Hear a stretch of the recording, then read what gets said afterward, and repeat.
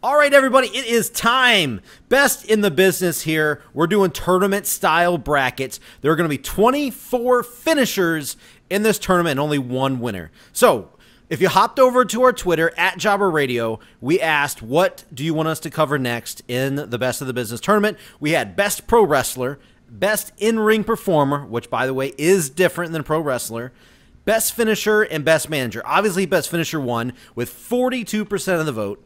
Best Manager had 31%, Best In-Ring 20%, and Best Pro Wrestler overall only 7%. So, I don't know. We'll throw those up every once in a while before we do these. Who knows? We might do it for the next one. We might just pick Best Manager since I finished second on that one. But either way, follow us at Jobber Radio to find out what we're doing next and when we're doing it. So, I say we get started. I am Jake, a.k.a. Bomber, and we got a couple dudes here today. First of all, he is here, the one and only Peanut. Peanut, how are you doing? Are you ready to do the brackets? I'm ready to go. I don't have notes like last time, which was someone said on the Jobber Radio Discord. That was one of their favorite Peanut quotes from any episode. So, yeah, keep tweeting at Jobber Radio your favorite Peanut quotes, and we'll keep taking them in. There you go. I'm glad that they said that was my favorite, and then you did not follow up with notes. Perfect. Then we also got the outsiders here. First of all, Lee. Lee, are you ready to talk some finishers? Yeah, and let me just reiterate how happy I am the Unprettier is not on this official list. It was close. It was close. It was in the honorable mentions here. Yeah, I hate that fucking move. And we got Scott. Did you want the wait? You didn't want the Unprettier, did you? No, I didn't want it there either. No, he did. Yeah. Oh, I thought well, he did. Me and Peanut did. And we're Canadian, and we didn't care for that one. That's so there sad. you go. That is you're disgraceful to Christian. That's no disgrace. Christian's a disgrace. No. It was not great. Tyler Breeze, oh my God. Anyway, okay, so first of all, let's go over some of those honorable mentions because, like I said, there are 24 finishers that made the cut. The first round matchups are going to be like triple threat. We're going to vote. If this is your first time watching one of these or listening to this, we do a little vote, and it's basically just tournament style until we get one winner, and that is the best in the business. If you're watching this on YouTube, you also need to check out our iTunes, and if you're listening to this on iTunes, if you want a little visual of the brackets, you can go check us out on our YouTube channel. All you gotta do is search Jobber Radio. We're on everything. We'll pop up right away.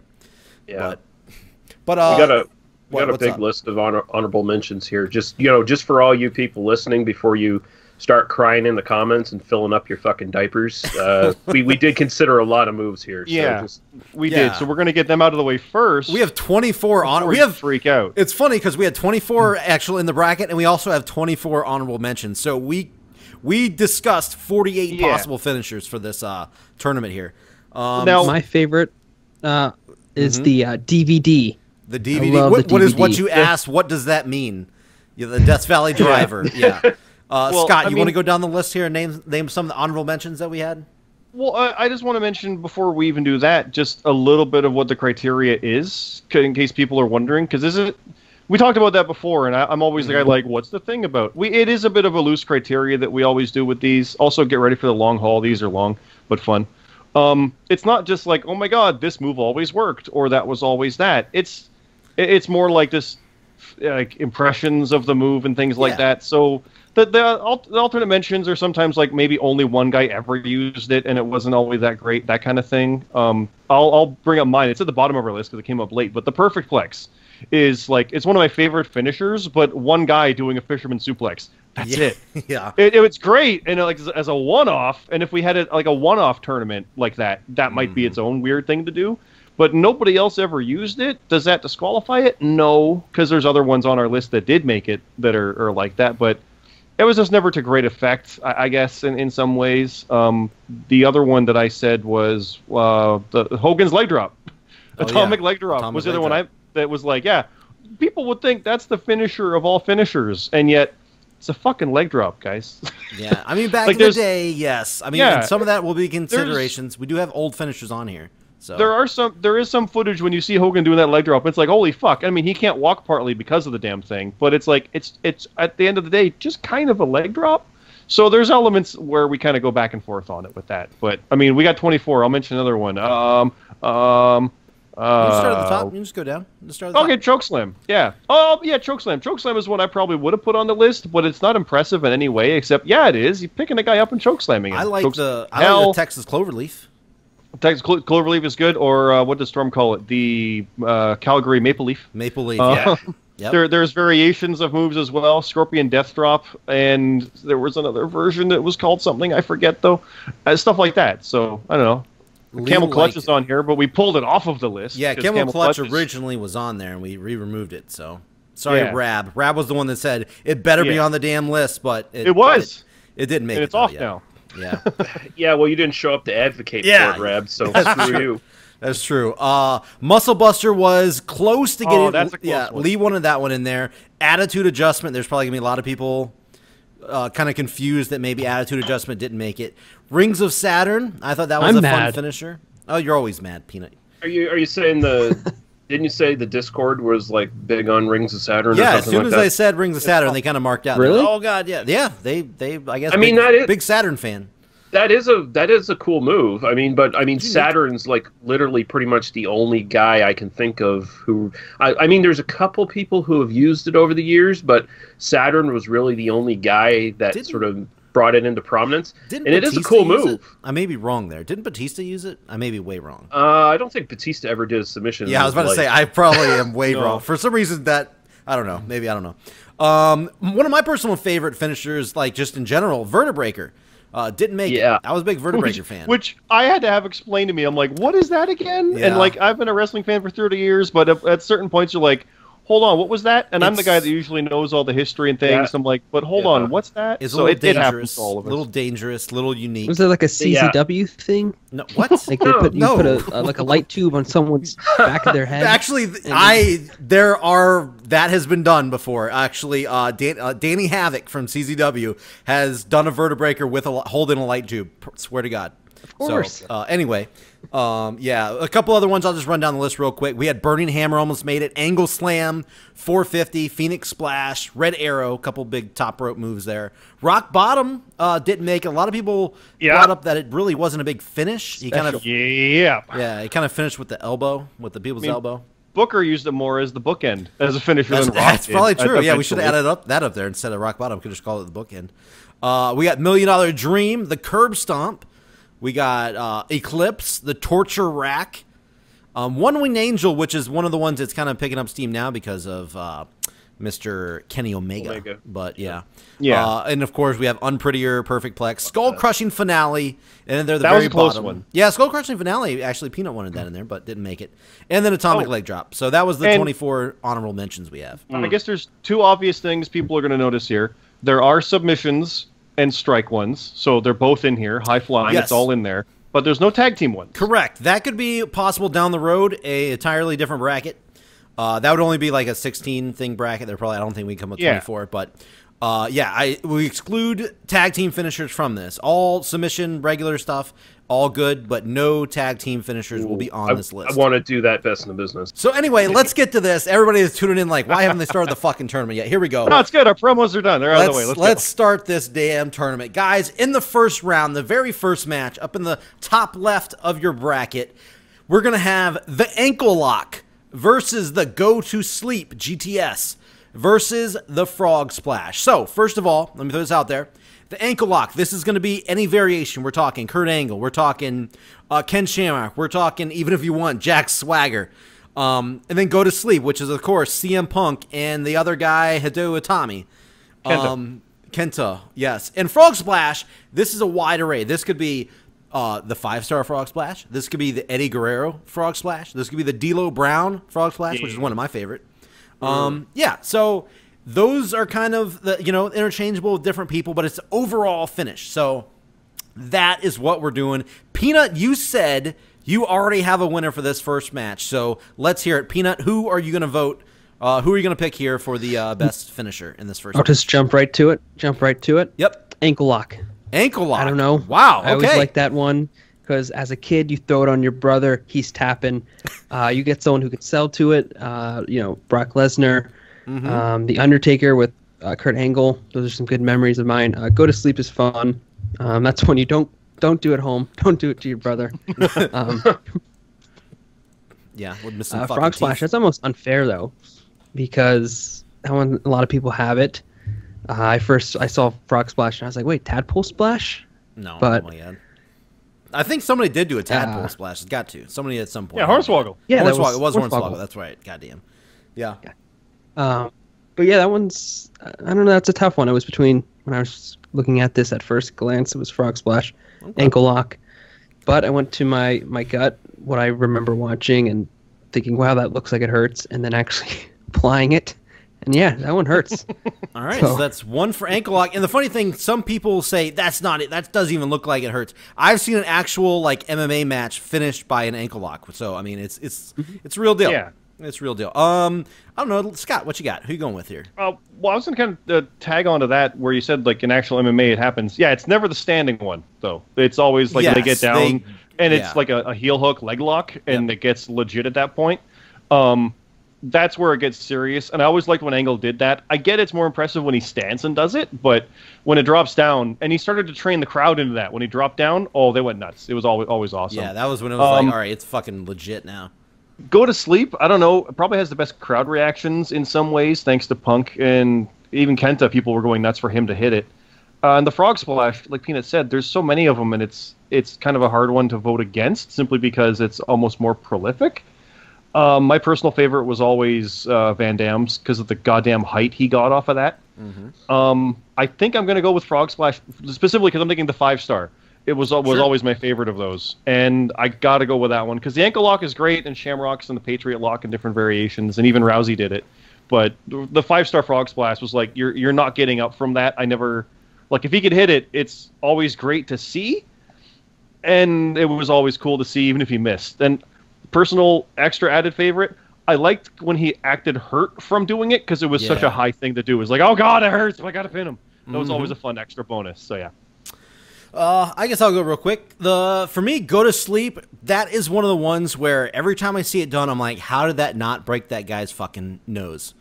Sometimes it does. It looks, that is a very good looking finisher. I don't know if it's just the way Punk always did it. I guess Hideo Itami was the one that created it. I don't know. I think you guys corrected me one time when I said he stole it. Yeah. Lee, you could say, I don't know if he created it, but Punk got it from him directly. Yeah. Yeah, Hideo was definitely the most prolific guy to do it if he didn't right out invent it. Yeah, and that was totally my ignorance on that one. But I thought it was Punk's, I thought it was original from Punk. I remember that when you were like, ignorance. Oh god. Yes, that was Tommy stole Punk's move and we lost our shit. Yeah, that was my fault. I was dumb. I was we didn't know you were serious. No, I was dead serious. I was like, we were quiet. We're like, is he doing a bit? No, I was dead serious. That was me being dumb. Amazing. Yeah. But now I know. But either way, Punk did it really fucking good. It always looked like he really crushed the person's fucking face. And that looked really good to me. Ankle Lock, every time Angle put in the Ankle Lock, I knew it was like, okay, somebody's going to get out of it until he pulled the straps down. Or until he like you said, jumped down and like wrapped those legs around the person's leg. I thought Ken Shamrock did it really good too. Swagger not so fucking much. But either way, both of those really good, but easy pick for me. I'm going Frog Splash. It looks, yes, Ankle Lock is easily a good working move where you're not really hurting the guy. GTS looks like it fucking hurts, but man, when you're frog splashing somebody and you're really jumping off and coming down, that you gotta fucking put some pressure on somebody when you do that. You gotta be fucking slamming down on them. I think that really does actually, as far as stuff on the list, besides maybe Swanton Bomb, one of the ones that actually probably hurt more than any of the other ones, I think, is probably Frog Splash. And they always look good to me. I think Seth Rollins also has a good Frog Splash, but I'm going Frog Splash. I think he gets an easy pass here from me. But we'll see what Lee says here. 2 votes for Frog Splash, 1 for Ankle Lock. What you got, Lee? I think the discussion has sort of taken away my initial thought. My initial thought I was going to go for the Ankle Lock, but that move really has been diluted over the last like 10 or 15 years. I mean, when Shamrock was doing it, that was a killer move. Like, he was tapping people out in 10 seconds, right? And then when Kurt Angle had it, he was doing the different variations, and that was still a pretty killer finisher, but you started seeing more reversals, and then by the time you get to, like, fucking Jack Swagger, it's just getting reversed all the time, right? it is an impressive move, and I like it a lot. Go to sleep. I'm not a big fan of these sort of modern moves. Like, there's a lot of variations of this in Japan where you get a guy up on your shoulders and you bring their head down on your knee in some variation. Either it's like the back of their head or their neck or the front of their face or whatever. I'm not a big fan of those moves just because they do have so much potential for actually like really seriously hurting a person. And I'm never really in favor of finishers that kind of do that. I like safe finishers that look really fucking deadly, but you can pull off with ease without hurting a guy. And so taking that into account, and also the fact that although I'm not a big fan of the more sort of flippy-floppy, incredibly fast-paced sort of indie wrestling that you see both in the indies and just in the big companies today, I am a big fan of just sort of the junior heavyweight style from the mid to late 80s and early 90s from Japan, and Mexican wrestling around that sort of period as well. And Frog Splash is a killer move. I mean, everything from D'Lo Brown when he had the chest protector gimmick. I love that. Yeah. And I just fucking love Eddie Guerrero, the way he did it. Like you said, Rob Van Dam got really good height. Eddie got really good height too, and he did that just the way his physique worked and everything. He had that sort of perfect jackknife thing he did before he pulled off the splash. And yeah, that's still an effective and impressive looking move. And as far as top rope moves go, it's one of my favorites. So I'm gonna have to go Frog Splash. Alrighty then, we got our first winner here. 3 votes to 1. Frog Splash goes over Go to Sleep and the Ankle Lock. And I was going to add on to what you said there, because I forgot about that, but Eddie made it look like that frog thing was actually part of why it worked. Like, Van Dam just kind of did it for height, but Eddie made it look like that last opening was why the move hurt. And I guess you could argue, like, that we have Frog Splash. You could put in the Superfly Splash or the Money Shot. It's a top rope splash, but we're doing the froggy here. I've been thinking Money Shot the whole time. Yeah, you can asterisk get those in probably, but yeah. I always bought it too when Snuka did it because honestly, because he jumped off the top rope onto people. Yeah, and I mean it's just Eddie and Snuka, especially Eddie in his last few years, he really put on, like, he got really cut, like he put on a lot of muscle, and it just looked like, fuck, if that guy hits me, I'm dead. Yeah, it was believable when he hit Lesnar with it, who had 100 pounds on him. So yeah. All right, so moving on. In the next match, we got the Razor's Edge versus the Crossface versus the Swanton Bomb. Lee, you want to start this one off here? Yeah, this move is probably going to get some boos and hisses from people because of its connections to a specific guy, but I've always been a big fan of the Crossface, man. No matter who's doing it. I know a lot of WWE guys sort of after Chris Benoit started like picking it up, like I think even Shawn Michaels did it for a while. Michaels and Triple H both did. Yeah. In that time frame, yeah. Yeah, like I love that move. I think that's one of the best looking submissions ever done. It just looks fucking like it hurts so bad. I'm not a big fan of the Swanton Bomb. I'm just not a big fan of Jeff Hardy in particular anyway. I just think most of his offensive stuff looks like bullshit. And I've seen better Swantons than that move. Razor's Edge, that's a great classic move. It really only kind of works if you're a big, tall motherfucker, though. That's the only way it kind of looks impressive to me. And there's kind of potential for really seriously hurting a guy too if you're a big, clumsy, fucking tall motherfucker. Crossface, it's a great submission. It's easy to pull off, and it looks painful as fuck. And that's where I'm going to throw my vote.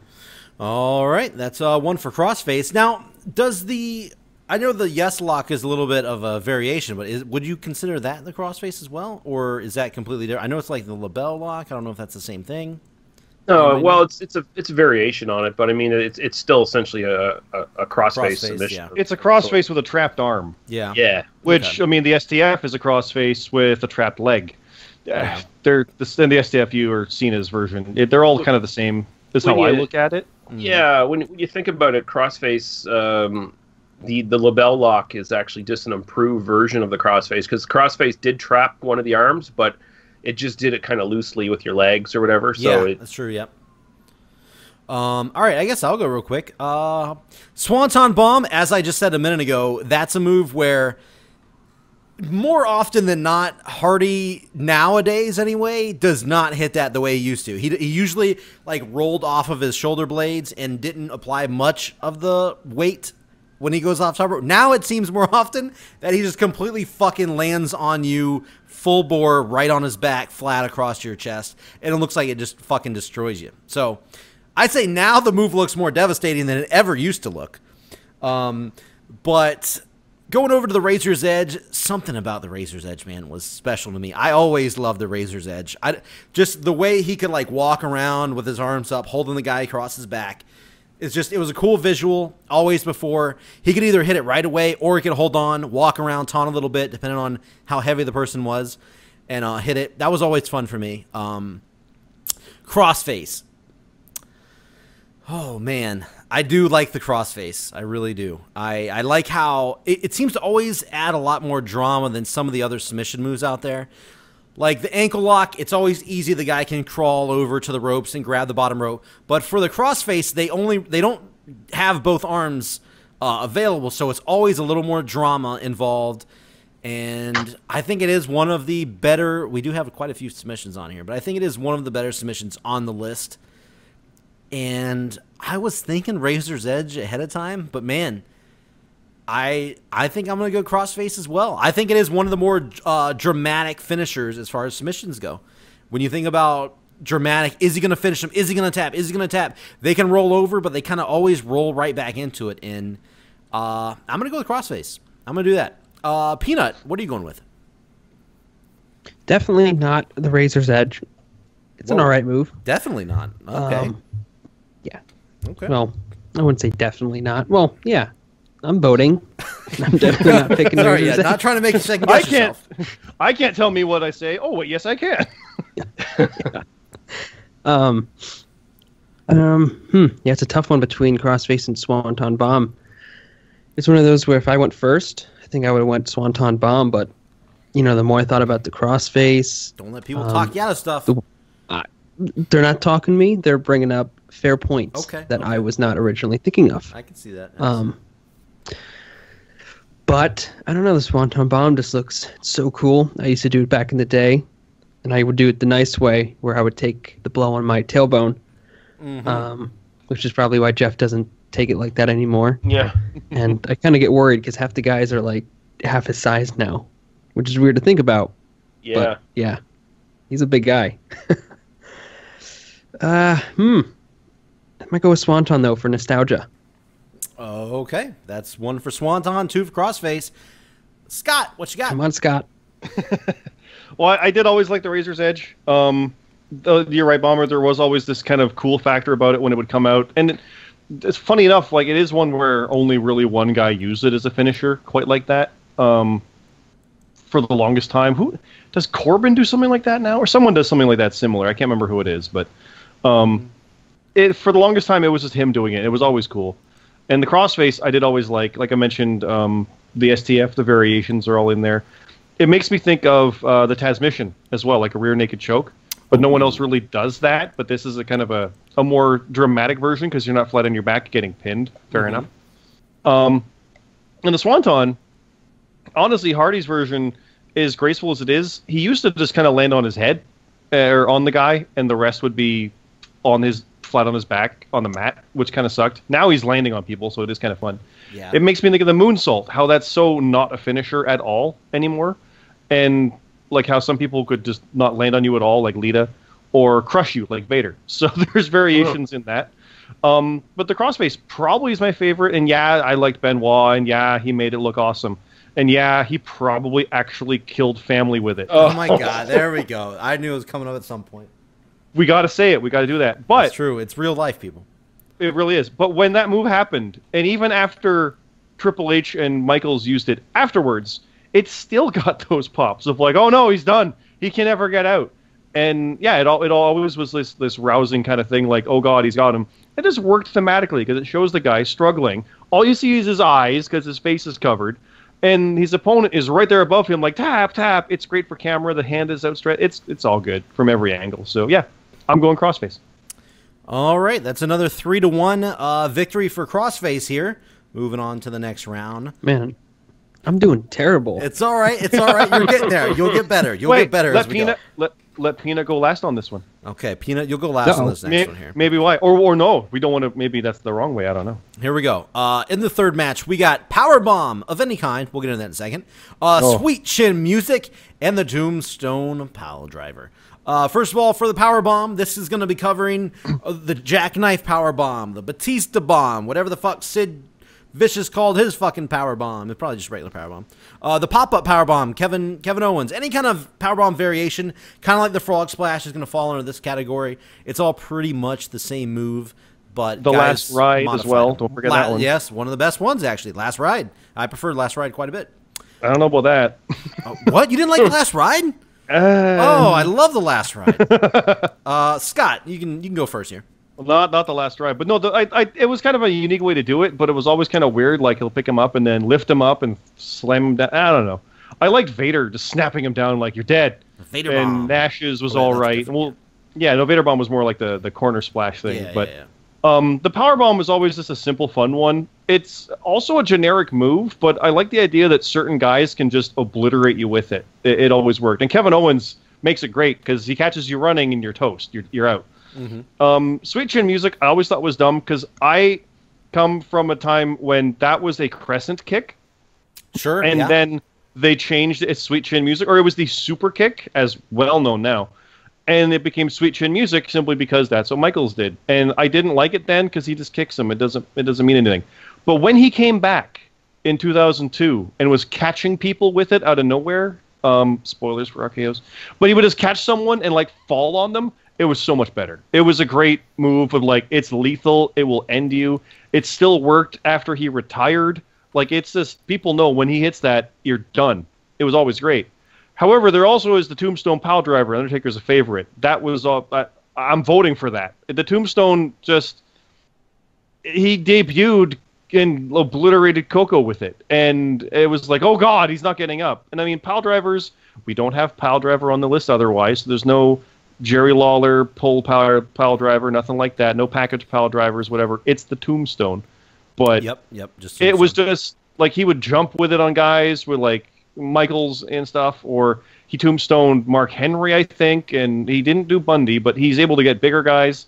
He stupidly did Shane McMahon with no hands at one point because that's how wrestling works. I go with the Tombstone. The Tombstone is the way to go for me on this one. It just It was always like there's no coming back from that. That's how I always saw it compared to the other two. Sweet Chin Music got great, but it's the Tombstone. It's my favorite. Okay, I'll go real quick. First of all, Powerbomb.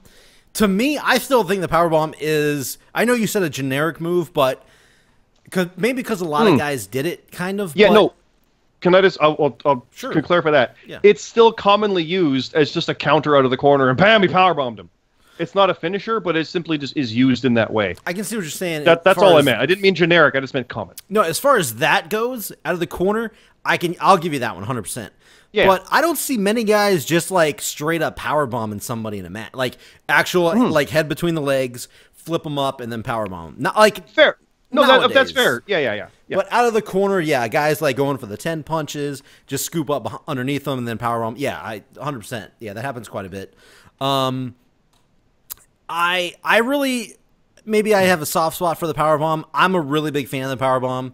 I've always liked a lot of different variations, even when Sid Vicious like fucking killed a guy in the War Games match. I forgot who that was. Was it Blanchard? Who was? Anybody know who that was? Was that Pillman? He hit on the Pillman. There you go. He fucking brought him right down on his neck. Don't forget Nash and the Giant. Giant. Yeah, powerbomb is a move that can easily fucking kill somebody if you don't do it right. So that's also a little bit of extra danger involved with the finisher as well.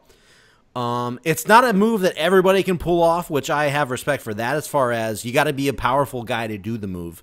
As far as, lifting the guy up. And I know a lot of it is in the person taking it, too. They're actually supposed to jump up and do the flip up and all that as well. But I really enjoy the powerbomb. The Sweet Chin Music was a fantastic finisher. until everyone else in the world destroyed it as a finisher. To me now, if Shawn Michaels was still wrestling, he would be like, fuck you guys. Now I got to come up with another finisher because the Usos do at least 10 a match. Ziggler does at least 5 a match himself. The super kick, sweet chin music, all that is, to me, unfortunately, tarnished, ruined as far as a good, solid finisher.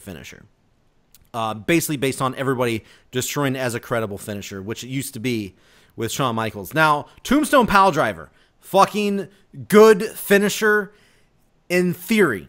Here's where we're going to get into it right here.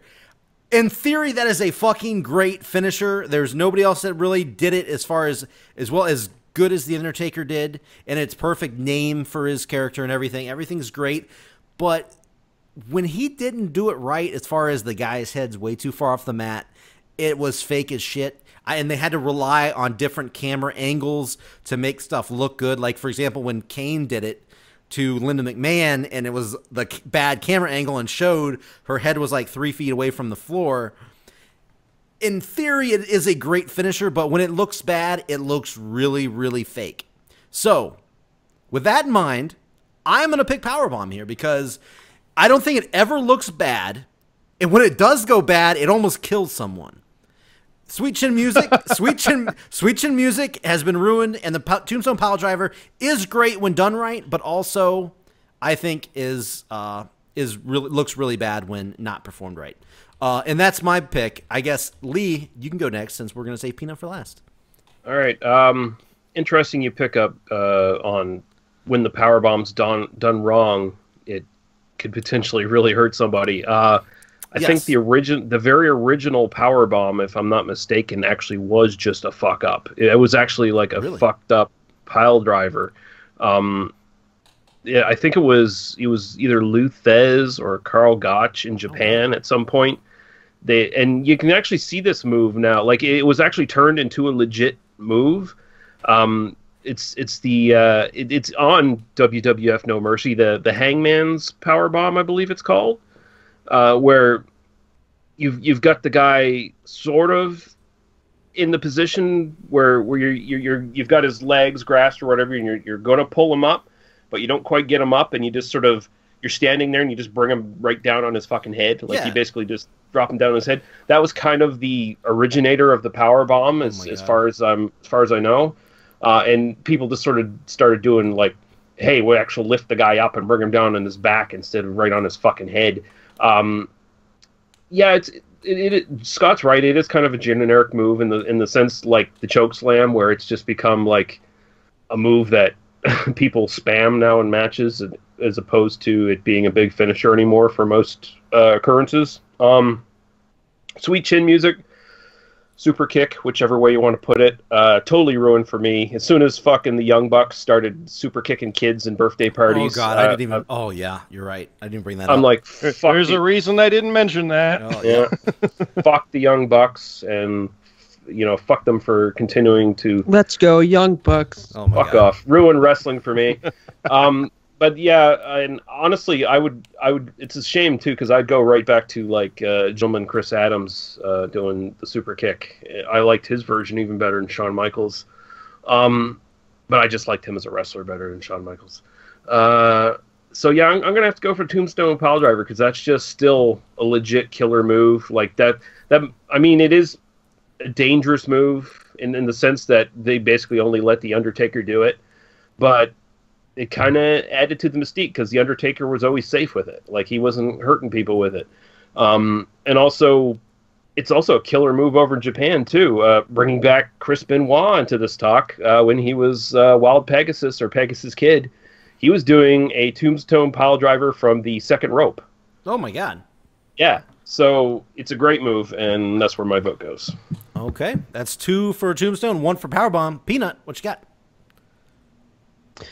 Powerbomb, Batista Bomb, thumbs up, thumbs down. Sweet Chin Music, tune up the band, get hit, fall down. Oh, Tombstone.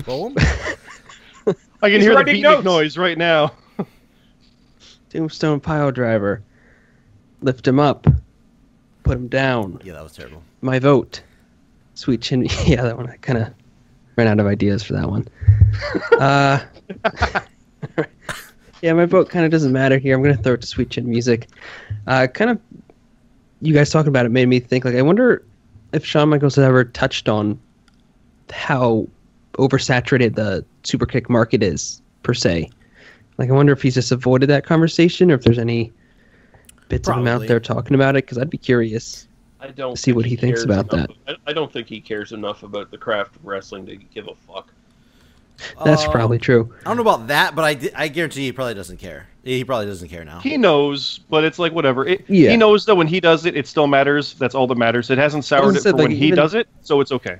And you know what? When I brought up Ziggler, he's got better with age. So. Ziggler's now fucking doing the stomping on the mat and everything too. Like, god damn, son. Like, for real? I think he's just embracing because everyone started calling him a wannabe Shawn Michaels, so he just committed to it. Why embrace that? That's like not something you want to. Because he's a heel. Look, I'm new Shawn Michaels. Fuck you. Yeah. Yeah. I mean, I see he's how working you. He's totally working.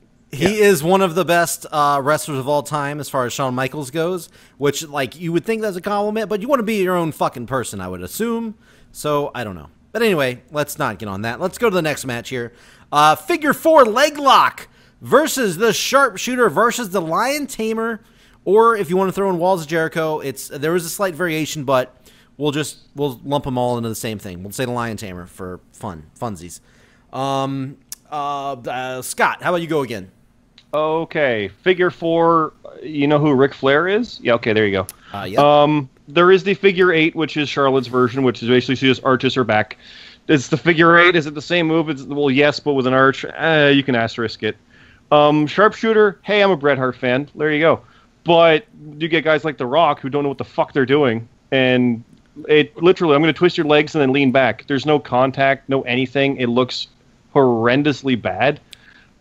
Sting's version was all right, the Scorpion Deathlock. It's the same move, but it still wasn't always that great. But Natalya can at least do it, and like some were able to pull it off, but it's a very easy one to fuck up and make look dumb. And like you said, Bomber, when it's not done right, it looks real bad. And to be fair, the Powerbomb is one of the first ones on our list that you could not do right and make look bad.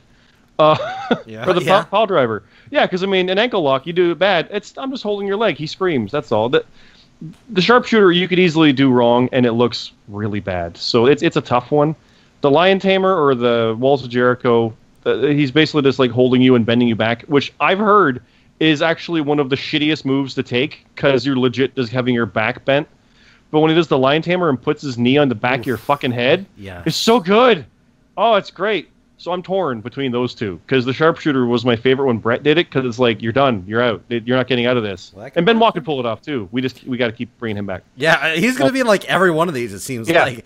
But the Lion Tamer, I love the Lion Tamer version of it because when you see him do it and he does the version of it, it's like, oh. But when he puts that knee down, the crowd wakes up for it too. They're like, oh, like they know it's serious now. It was always a cool thing to it. So I'm torn. I'm legitimately torn on the specific Lion Tamer versus like Bret Hart doing the Sharpshooter because it's not good when others do it. But I kind of got fuck. You making me go first, you son of a bitch. Yep. That's what I do. I hate you so much right now. Sharpshooter. All right, there it is. One for Sharpshooter. I gotta go. And not everybody's. Hey, sometimes you're little. Sometimes I can pick a little bias. Sometimes it's okay. Yeah, I got to go with it. Peanut. Who are you gonna? Well, I say who. What are you gonna pick here for submission? I made sure all 3 of these were submission moves. So we actually got a submission. I thought these were random. I thought these were done at random. For the most part, but this one I was like, you know what? I'm gonna make a working us time. Son of a bitch. No, I mean the rest of it was pretty much random, but this one I wanted 3 in one thing, so at least one submission will advance. But anyway, what you got? I mean, these are like all submissions. Okay. I know that's. Figure for leg lock. You guys know who the Miz is. Yes, we do. There you go. God damn, Peanut! Sorry, that was good. That was fucking great. Yeah, that was kind of also by time because this is tough because Sharpshooter, Bret Hart. Yeah. Right? That's an awesome Lion Tamer. Same thing as like even when it was the Walls of Jericho, and boom, the knee went on the back of the head. It was like, uh-oh, he's tapping. I mean, a lot of times later in Jericho's career, of course, not. But, this one is tough. I don't even have words. Figure 4 leg lock, Ric Flair. All right. Wait, I like how you bring up Miz and then you pick figure 4 Ric Flair. All right. Lee, what are you going with here? Yeah, this is actually probably the toughest one so far for me. Because when it comes to the figure 4 leg lock, I mean, honestly, if you look back at it, Ric Flair didn't win a lot of matches with it. He got reversed more than he actually won a match with the fucking move. But I love the psychology behind that move if you do it right, because it's also a potential pinning move. Because if the guy's in enough pain where he falls back on his shoulders, he starts getting counted for a 3 count, right? So I love that when they actually work that into a move or into a match. I mean, that works really well. I always like that idea, like the idea that you could put that on him and he might not tap or give up, but he's in so much pain that he can't get off his shoulders after a while, and you get a 3 count out of it. That's awesome. I like that. Sharpshooter, that's always a favorite, but Scott is right. You can really make that move look like shit. Like there is a bit of a complicated sequence you have to go through to get that move on, and unless you're like Bret Hart, you pretty much make it look like dog shit if you're The Rock or somebody modern trying to do it. I got to throw my vote on the Lion Tamer because when it's just Walls of Jericho, which is basically just a slightly raised Boston Crab, it's like, who gives a fuck? I mean, Boston Crab is not really a finisher. It's a move they give the fucking young boys in New Japan as a finisher, as the only fucking submission move they can do until they can graduate to doing like clotheslines and stuff like that. Like that's how they sort of do it in New Japan. It's like you can only use these couple basic moves, and then after that it's all strikes and shit. But yeah, when he's doing the Lion Tamer version where he's got you raised up and he's got his knee on your neck, that's awesome. That's a great looking move. It looks really painful, and I'm going to have to put my vote on that one. Oh, okay. All right, here we go. So 1 vote for figure 4, 1 for Sharpshooter, 1 for Lion Tamer. So you guys are doing this to me. See what I worked myself into a shoot, as they like to say in the cool kids classrooms. So now I'm going to have to be the deciding vote here, and that sucks because all 3 of these moves, all unique, all fun, all great submission finishers. I will shy away from the figure 4. The only reason is because, same thing Lee talked about, it's almost universally known now that Ric Flair really didn't submit people that much out of the figure 4. It was always a great move. It always got a lot of heat, got a lot of drama, but it really didn't finish a whole lot. Everybody pretty much just knows that now. I think Charlotte's probably finished more people already, the figure 8, than Rick did with the figure 4, but so I'm going to shy away from that one. I'm going to eliminate that one right off the bat. Sorry, Peanut. Man, Sharpshooter, Walls of Jericho / Lion Tamer. Man, that is tough. That is really tough. I personally always enjoyed the Sharpshooter more, but it always looked like the Lion Tamer was the more painful finisher. So that is also drawing another, shit, which one should I go for? I enjoyed watching the Sharpshooter more. Bret Hart was amazing. He pulled the move off perfectly. Yes, The Rock and a couple other people didn't do it as great. Just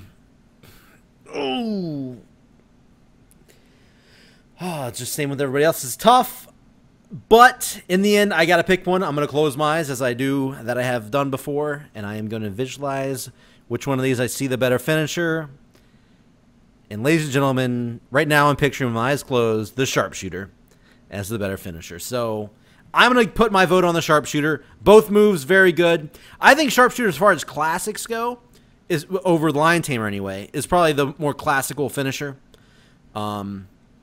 and probably at the end of the day will probably be more well known when you say, hey, give me a handful of finishers. I think Sharpshooter will come up more often than the Lion Tamer. Doesn't mean it was more painful or whatever, but I think it's just a little more classic, and I think I'm going with Sharpshooter. So hope I didn't piss too many people off by going with that, but that's what I'm going with. We got the Sharpshooter, advancing past the figure 4 and the Lion Tamer.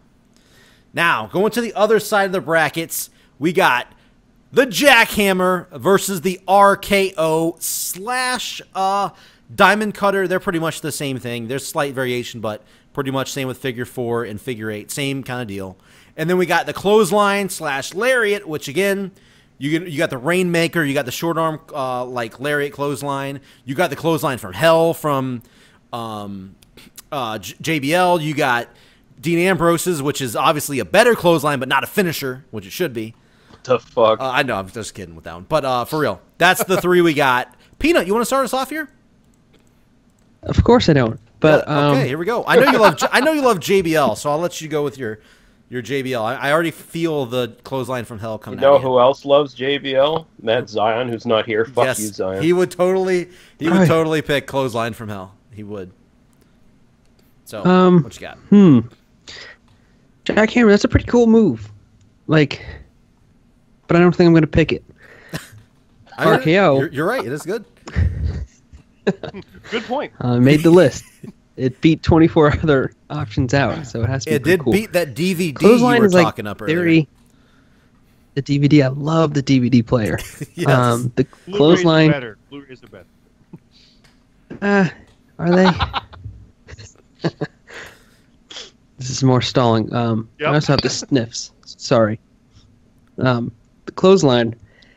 I'm like, yeah, there's some cool ones out there. You got Dean Ambrose. You got JBLs.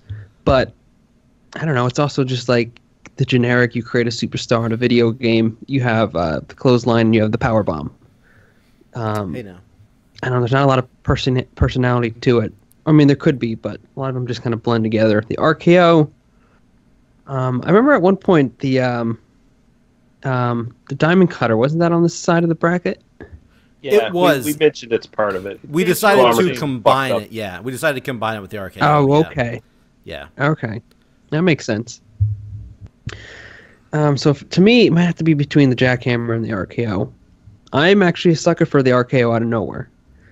I mean, now it's a little bit too much of a gimmick where it's like the camera is completely panned over and the crowd starts to pop and then boom, RKO.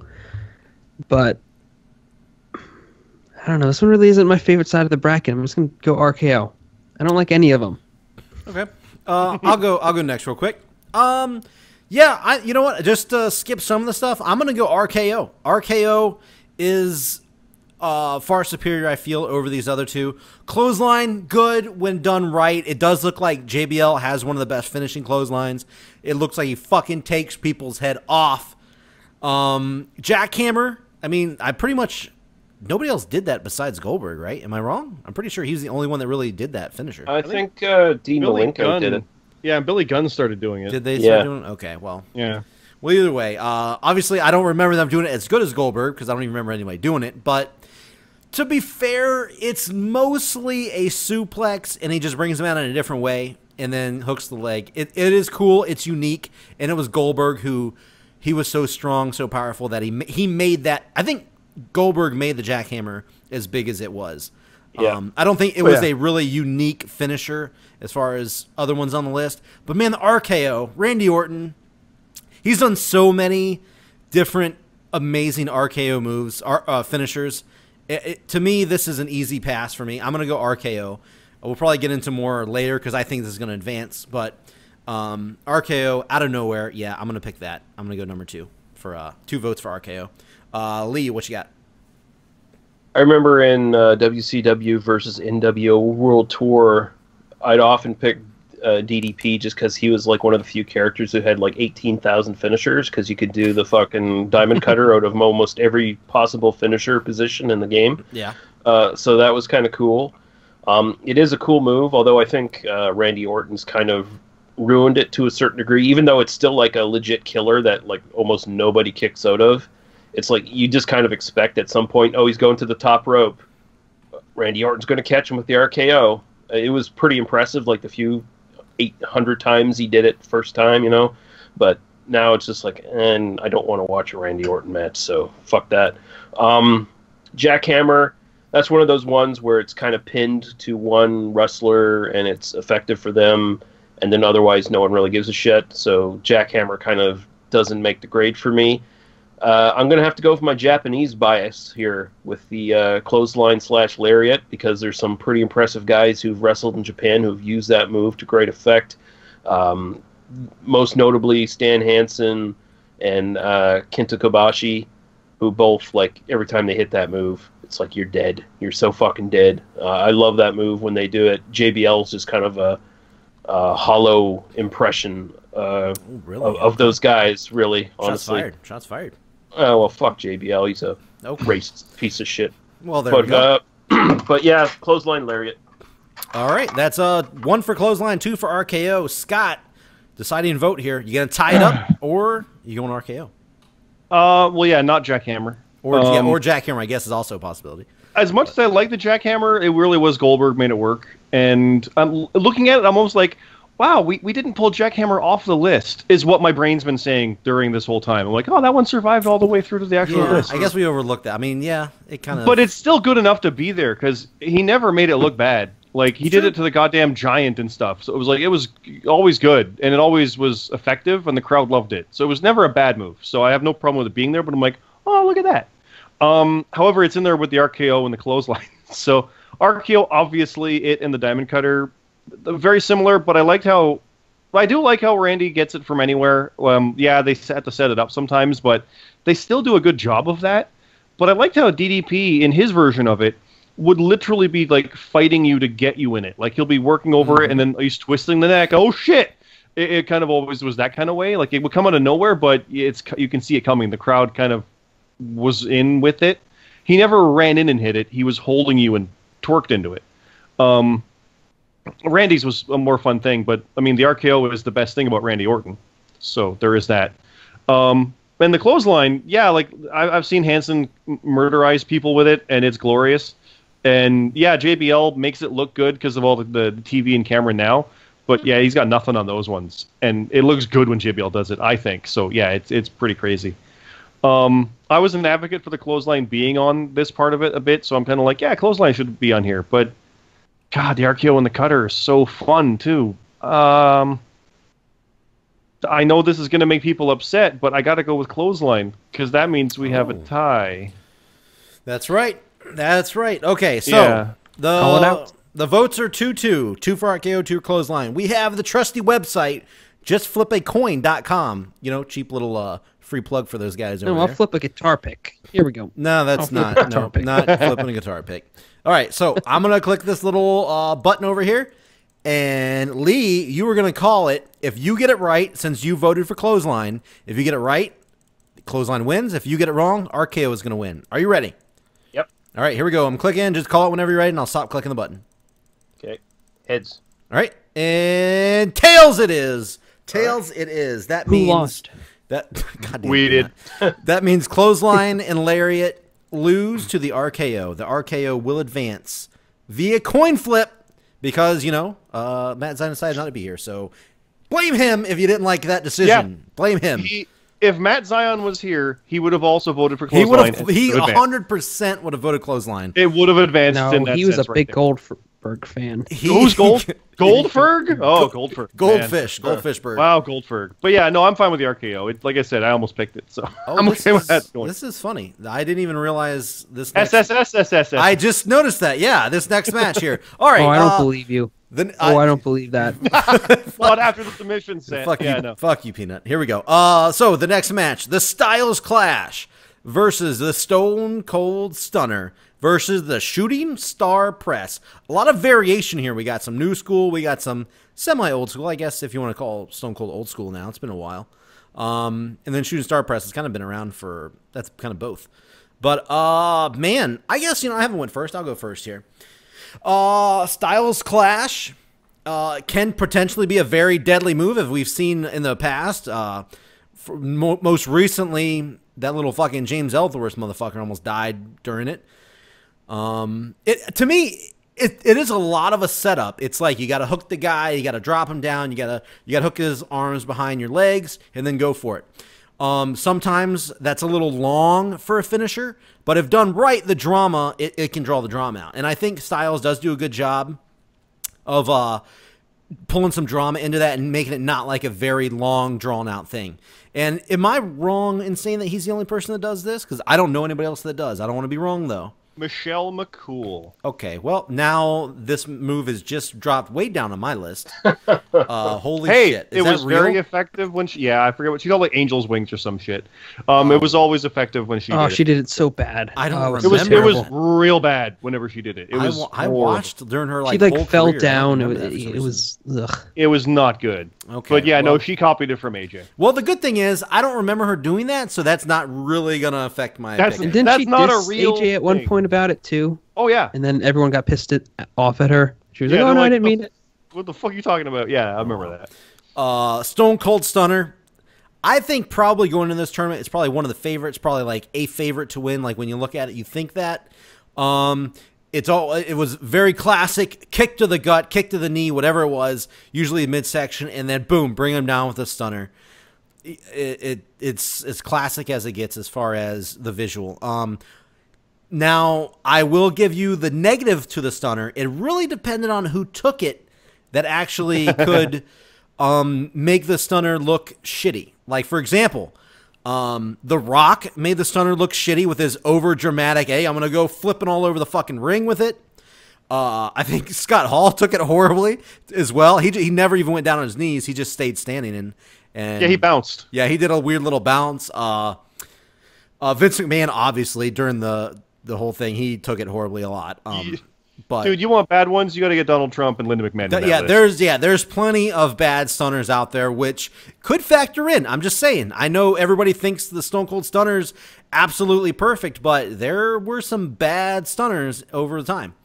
And then the Shooting Star Press, visually amazing. The Shooting Star Press is I think as far as off the top rope moves, one of the coolest looking. It's like a floating. It looks smooth, depending on who does it. I mean, Brock Lesnar kills himself when he does it, but it usually when you got like Evan Bourne or somebody like that, or I probably just Kidman. Yeah, Kidman was an amazing Shooting Star Press. Not really. You didn't like Kidman? You didn't like Kidman Shooting Star Press? No. Well, it was sloppy. Okay. Well, there you go. But Evan Bourne, I liked his. Some people are getting mad probably because I'm not calling him by his indie name, but it to me looked very nice. It looked very smooth. It looked very pretty. It was a very pretty looking finisher off the top rope. Then you got the Styles Clash. You got the Stone Cold Stunner. I think this match is a hidden, tough decision. Look, going in, you probably assume Stone Cold Stunner is going to win. But I am going to be that guy. I'm going to go out on a limb, and I'm going to take the chance here. I'm going to go Styles Clash. To me, it's a very unique finisher. I thought he was the only one that did it. Sorry, fucking Michelle McCool fans out there that I ignored her history with it. Yeah, all three of them. Yeah, all three of them out there. And The Undertaker's one of them. Yeah. My wife's Instagram. I really like it. Something about it just looks really cool and unique. And I'm going with it. I'm going with the Styles Clash. I really enjoy the Styles Clash. Peanut, what are you going with here? Well, I won't give my answer away right away. I'll draw it out a little bit, build some suspense. I shouldn't have went you next. God damn it. Styles Clash, yeah, that's a super cool move. Though sometimes it kind of looks bad, especially if he's putting on someone who's bigger than him, which is a lot of people. Then that sometimes it can look a little sloppy. He's barely getting the leg over, and then he's. But when he does it to James Ellsworth, or someone that size, and they take it correctly, that was a bad example. James Ellsworth almost died. Yeah, I know. He tucked. You're supposed to not tuck your chin. Yeah, and even though he doesn't have a chin, but yeah. But yeah, in that, if it's someone that it's easy for him to step over, plant, jump, boom, cool contact. Yeah, it's an awesome looking move. The stunner's just awesome because that just it works almost in any situation. Serious comedy. You said you didn't like when The Rock took it. I loved it. I loved when Linda McMahon took it. Oh my god, those are like the worst people to ever take it. You liked when they It doesn't make it bad. It doesn't make it bad. Okay. Makes it awesome. Okay. When they take it bad, it makes it awesome. Okay, sure. I'm just saying, like, anyone can technically take that move. Yes, Like, you're not putting is- Linda McMahon in the Styles That is clash, true. and she's actually going to sell for it. So it's one of those fun things that made for a lot of fun moments. Shooting Star Press, yeah, I think you used the word pretty. Yes. I would describe it as pretty, especially, I was going to try to be cool and use his indie name. Is it Matt Seidel? Yes, Matt Matt Seidel. Seidel, yes. Boom. You still cool. You got it. I know. My name's Matt, too. I should remember that. I was the uncool person that said Evan Bourne. Yeah, that was me. Yeah. Well, I'm going to keep calling him Evan Bourne because that actually rolls off the tongue. So his move was, it looked awesome. He got some nice height. He would, like, touch the back of his legs, like high-fiving his foot. That was awesome. Come down. But then it never, like, looked that good. Like, the impact wasn't like what we talked about, the frog splash from RVD, how he would hit it and sell that it hurt so bad that they would add it to the video games, which would take forever. So I never made it my finisher, even though it's pretty cool. Stalling. We're stalling. I'm going with the stunner, though, because I just love the situational part of it, where it can just be used whenever, out of nowhere, draw it out, and then boom, funny sell, normal sell. I don't know. It's just a perfect little package. Okay. Good on Stone Cold. SCS. Yes, SCS. All right, we're going to go with Lee here. Okay, Shooting Star Press I've never liked just because it seems a little excessive. Like, I don't like finishers that are super fucking flashy. I mean, yes, you can add personality to a finisher, but the Shooting Star Press always just seemed like an unnecessary amount of stuff going on when really you could just do a Frog Splash. And Frog Splash looks great, and it's much more simple, and there's less potential for you falling on your fucking head and killing yourself. So Shooting Star Press does not get a pass for me. Stone Cold Stunner, I don't know, maybe I'm the only one, but after Steve Austin basically stunned the whole roster over about 8,000 times, I got kind of sick of seeing him come out and do it. I mean, you can't deny it's a killer move. I mean, how many people have actually kicked out of the Stone Cold Stunner? Yeah, not too not many. A lot. I mean, The Rock, like, but not too many. Yeah, it's like The Rock at WrestleMania. Yeah. Yeah, it's like... That's about it.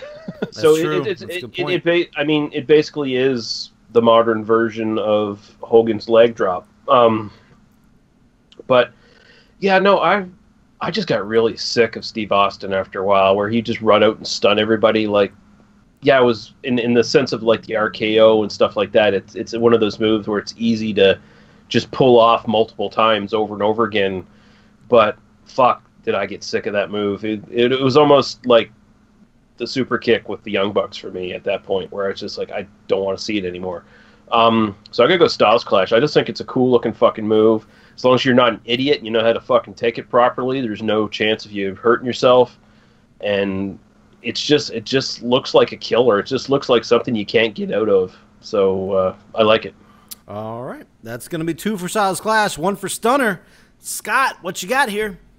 Well, I can jackhammer the Shooting Scott. Star Press out of there, because no. All right. No Shooting Star Press. All right. To tie on to what Lee said, the whole flipping aspect of it doesn't look like it adds anything to the impact. It just looks pretty. There's no, it doesn't do anything to make it better, aside from a visual thing before he hits. Like the Frog Splash, like the movement looks like it adds impact, whatever. The fact that he flipped upside down doesn't make it any more impressive. It's impressive to do, but it doesn't make it like, oh, that hurt more. I don't know. That's my thing with that. Even like a 450 is more of a somersault one. That makes more sense. Or what? Ricochet's fucking 750 or whatever the fuck he calls it. Yeah. There's more impressiveness. Like those movements seem to help. The Shooting Star Press just looks nice and graceful. But if you want to win the match, why are you jumping upside down? Anyway, the Styles Clash and the Stunner are very, very different, but also super simple. Like, I'm going to put your head between my legs. I'm going to lift up your legs. I'm going to fall forward. The other one is I'm going to kick you in the gut and then grab your head and just sit. They're super basic. They're real basic, and that's kind of a testament to them. Like the stunner was literally just, I'm going to grab your head and let me sit. And like Kane would take it dropping to a knee when he did it and things like that, right? So different stuff like that. I didn't get sick of Austin, like the stunner in that way, but I did get sick of Austin during that time. It's like, oh god, here goes again. Nothing can beat him. But it was still always fun to see him do it, and the crowds always ate it up. So they never got tired of it. It's like Sweet Chin Music. You know, if he hits it right now, it's believable that anybody would go down to it. Like, it is that lethal. And the Styles Clash is always just a cool move, because once it started getting over in WWE especially, it really had impact and kind of importance. And it was literally just something that only he did. Yeah, Michelle McCool did it, but they don't mention that, so that's fine. I kind of want to go Styles Clash a little bit. And Bomber, it's kind of like what you said about Powerbomb. When you do it wrong, you might mess someone up. Yeah, you could paralyze someone with a Styles Clash if you do it wrong. Thing is, you're not doing it wrong. They're taking it wrong. So, yeah. And yet, I mean, it's the goddamn stunner, and it might go out in the first round, and I'm kind of torn on that. And like, I don't want a coin toss again to be my fault, but I almost kind of want it to be. Coin toss and coin toss, man. They happen on here. I'm on the edge of my seat. Why can't it be like in Jobber Radio when Lee and I get shit on a match and both advance? Like, why can't that just be how it is and we get screwed out of our titles? Why not? You should be mad at Zion for not being here to break the tie. No, if you pick the stunner, that is. No, he would have picked the shooting star press. Yeah, he would have. Scott would have still been in this situation. He would have probably picked the. I don't know what he would have picked. The Styles Clash is a great, awesome-looking move that is only believable when it is certain guys. The stunner hits everyone and takes them all out. I'm going with the stunner. Okay. Oh, thank you. That means we're at another. Tired of this island. That means we're at another tie here. Styles Clash 2. Me go last, boss. I got the guitar pick. Here we go. Throw that guitar pick away. Here we go. All right, Stone Cold Stunner 2, Styles Clash 2. I'm flipping the coin. Lee, call it when you're ready. Lee, call it a second. I, again, don't mind either of these. I'm fine. And keep in mind, Lee picked Styles Clash, so if he gets it right, it advances. If he gets it wrong, Stunner advances. All right, go for it when you're ready. Call it. Heads. Tails it is! God damn. Shit. So that means the Stone Cold Stunner will advance. Peanut, yes, you won. Yeah. The Stone Cold Stunner will advance. I was confused for a second. I'm like, wait, what? Yeah. Styles Clash loses via coin toss. I'm a little disappointed, but I mean, it is the stunner, so you can't get that fucking mad. So it is probably the favorite to win the whole thing when you look at it. But I don't know. We'll see. Had a tough first round. All right. Fuck this bracket. Moving on. This is going to be pretty interesting here. We got the Spear versus the Pedigree versus the F5. Now, the Spear, again, that's another multiple wrestler move. We've had Edge. We've had, you said Bobby Lashley used it. Obviously Goldberg. Well, Goldberg used it more of like a setup, I guess. Yeah. And Rhino. you got right now, Gore for Rhino, and you got the big dog. The big dog right now, the #1 guy in the world, to nobody apparently that watches Roman Reigns. So you got the Spear, the Pedigree, the F5. Scott, go for it. Yeah. I heard you torn, so we're gonna have you go first. Just to have I'm torn because fuck this bracket. The Spear is kind of shit. No, this is a shit bracket. I don't like any of these. Oh, the Spear, the Spear's. I like the Spear more when like Goldberg does it, and it's like a setup kind of thing. Roman's is all right. The Gore is fun when he like fucking bounced people around. That was more interesting. You can almost put the Pounce in there from Monty Brown, and just this kind of running contact impact type thing. It's the Pedigree. If it's a jobber and he's killing him, sure. The Pedigree, when he hooks the hands and keeps it hooked, cool. When he literally hooks the hands, jumps up, and then lets go and lets you float and pushes you down like he did to Michaels, looked dumb. Why are you letting go of your move part way to let it be no impact? It was fucking dumb. I hated it. And yet it probably beat more people than anything else on this goddamn list. And the F5, that's not that great. He picks him up, and then he just kind of throws you over there and lands with you. It's not that great a move. It really isn't. it doesn't look like, why would that hurt? He's just picking up and throwing you. It's like the Warriors Gorilla Press Slam. At least that he's kind of throwing you back. This, I'm going to spin you when I do it. It's, what? So, Pedigree, I guess, because the others aren't really... I don't like the F5. It never impressed me much at all, even though it obliterates people. That's my word of the night, obliterate. And the Spear, I like it better by the guys who don't even use it as finishers. So, yeah, Pedigree. All right, that's one for Pedigree. Lee, what you got? Spear feels more like a transition move for the most part for most people. Like it's almost kind of in the status of Powerbomb for me, where only a couple guys do it, where it's like a legit finish, and then the rest of the time it's a setup or just like a transitional move of some sort. And also, that one's kind of one you don't want to see people do necessarily, because there's been a lot of shoulder injuries from just doing that. Like Edge, his neck and shoulder problems, a lot of that comes from doing that move. Yeah, and I mean, it's honestly, Scott brought up like Monty Brown's pounce. I like that kind of move better, like the sort of shoulder tackle kind of just ram into the guy thing. It looks really impressive if you're a big guy. Like what Mojo's doing it now too. Yeah, and what Braun Strowman's doing now with the run around the ring and shoulder block you, if he turned that into his finisher, I'd like that a lot better than his fucking stupid ass power slam he does. F5, it's super protected, but it's also super derivative and lame. It's not too far off from attitude adjustment. It's basically just another really super safe, weak sauce kind of DVD / Burning Hammer derivative kind of thing that isn't all that impressive.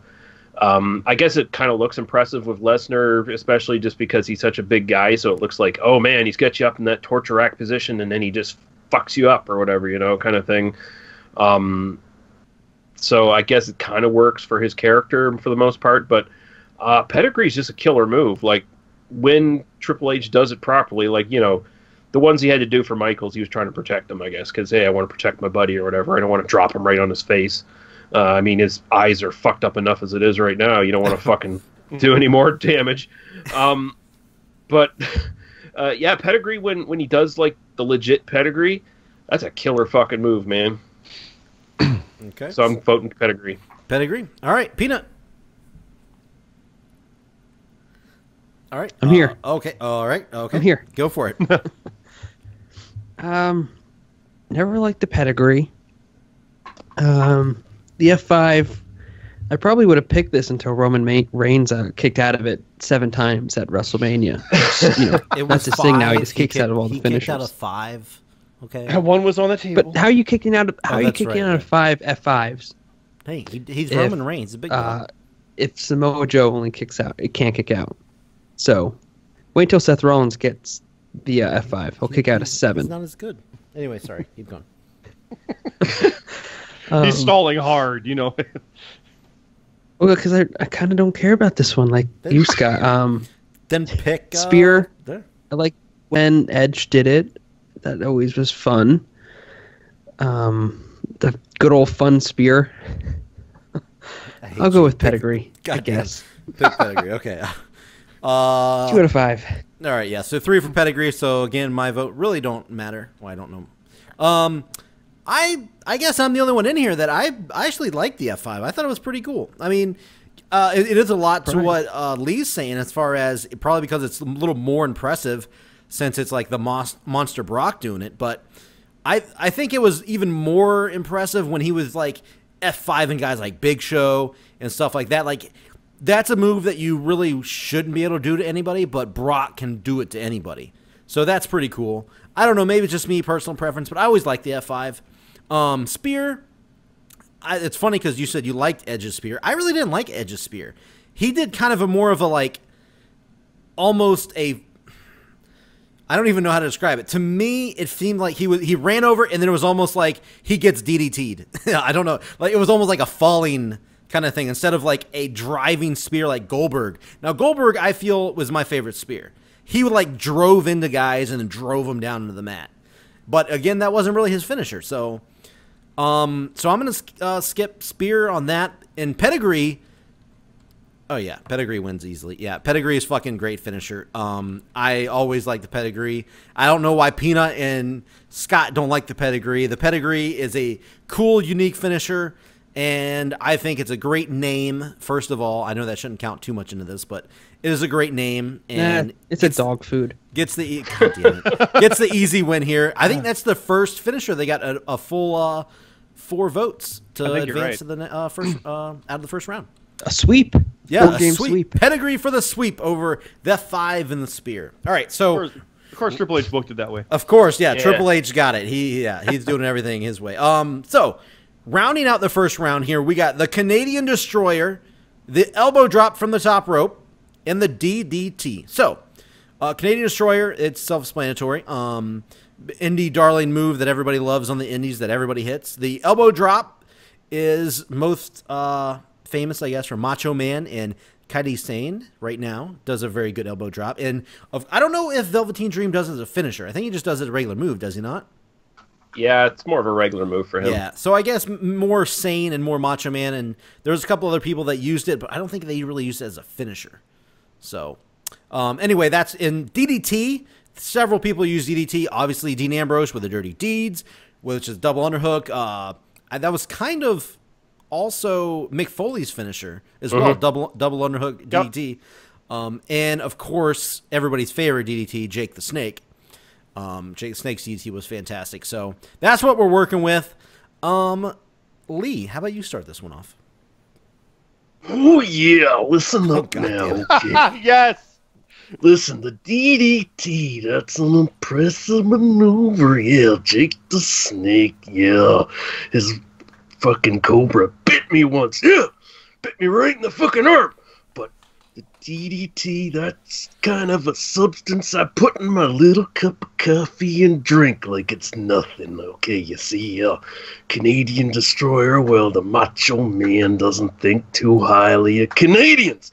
And he doesn't think too highly of moves done by Canadians where their opponent has to help you do the move and it looks like bullshit. Yeah. So, I'm going to go up to the top rope. I'm going to pose like I do. And then anyone down there on the ring better look out because I'm dropping the elbow on you. Dig it. So is that one for Canadian Destroyer? I was going to say, I think so. That's what I took away from it. That's one for Canadian Destroyer there. Shut your mouth. All right. So obviously, I think that's DDT. No. Elbow drop. Elbow. Okay. Elbow drop. That is one vote for the elbow drop from the top rope. Called it the DDT and not the Dirty Deeds. Dirty Deeds. Yeah, let's just call it the Dirty Deeds, guys. Peanut, how about you go next? I didn't know anyone else did the Canadian Destroyer besides. Oh my god. Oh, everybody in the Indies does that fucking move since Petey Williams kind of originated it, I think. Yeah, Petey Williams. Yeah, I remember seeing it once and thought. That's a good thought. I don't know if he dropped out. I don't know what happened there. But yeah, he's gone. Okay, so it's not just me. Okay, cool. I guess we'll wait on Peanut's pick till he comes back. I guess, Scott, you want to go? Sure. He's taking his delaying to the a little too far now. Yeah, the Canadian Destroyer, it's... Oh, yeah, he's gone now. The Canadian Destroyer is kind of bullshit. Yeah. And I could probably leave the word kinda out of that. It literally is entirely in like using someone else. The only time I've seen it actually kind of impressive is when they come off the top, because you would believably think that momentum might work for that. So I have seen people jumping into it and careening over and doing it. Actually saw the women's championship match for one of the Defiant shows recently. The girls did it on the fucking ring apron, but she was on like use the ropes to do it, so it was believable. Like, I'm gonna use this to pull myself around. So there's ways to make it look like it works, but it's also such a contrived move to basically do a pile driver. It's not worth it. The elbow drop, when Macho Man does it, he will crack your sternum and you die and you lose and you're done. You want to talk about 5 F5s? The Ultimate Warrior did a 5 elbow drops, but it was a timer match and it was great.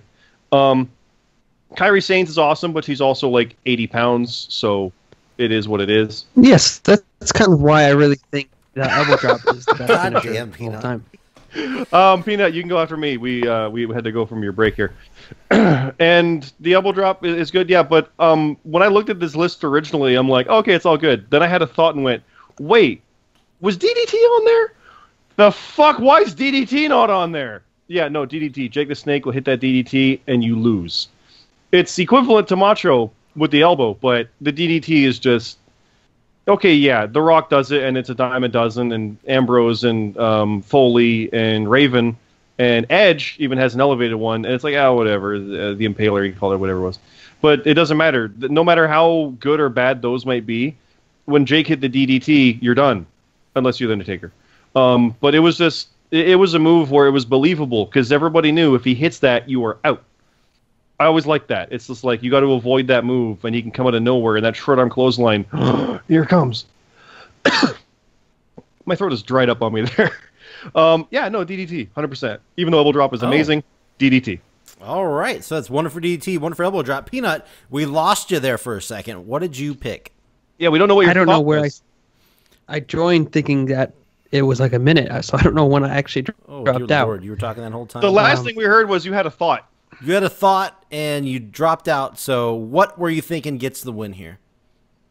What did I say before I have a thought? I don't think. Did I talk about the Canadian Destroyer? You didn't know the Canadian Destroyer was done by others. Yes. That was it. That's the last thing we heard. You didn't hear anything about the DDT or the elbow drop? No. Oh, well, it wasn't all that good. I picked elbow drop.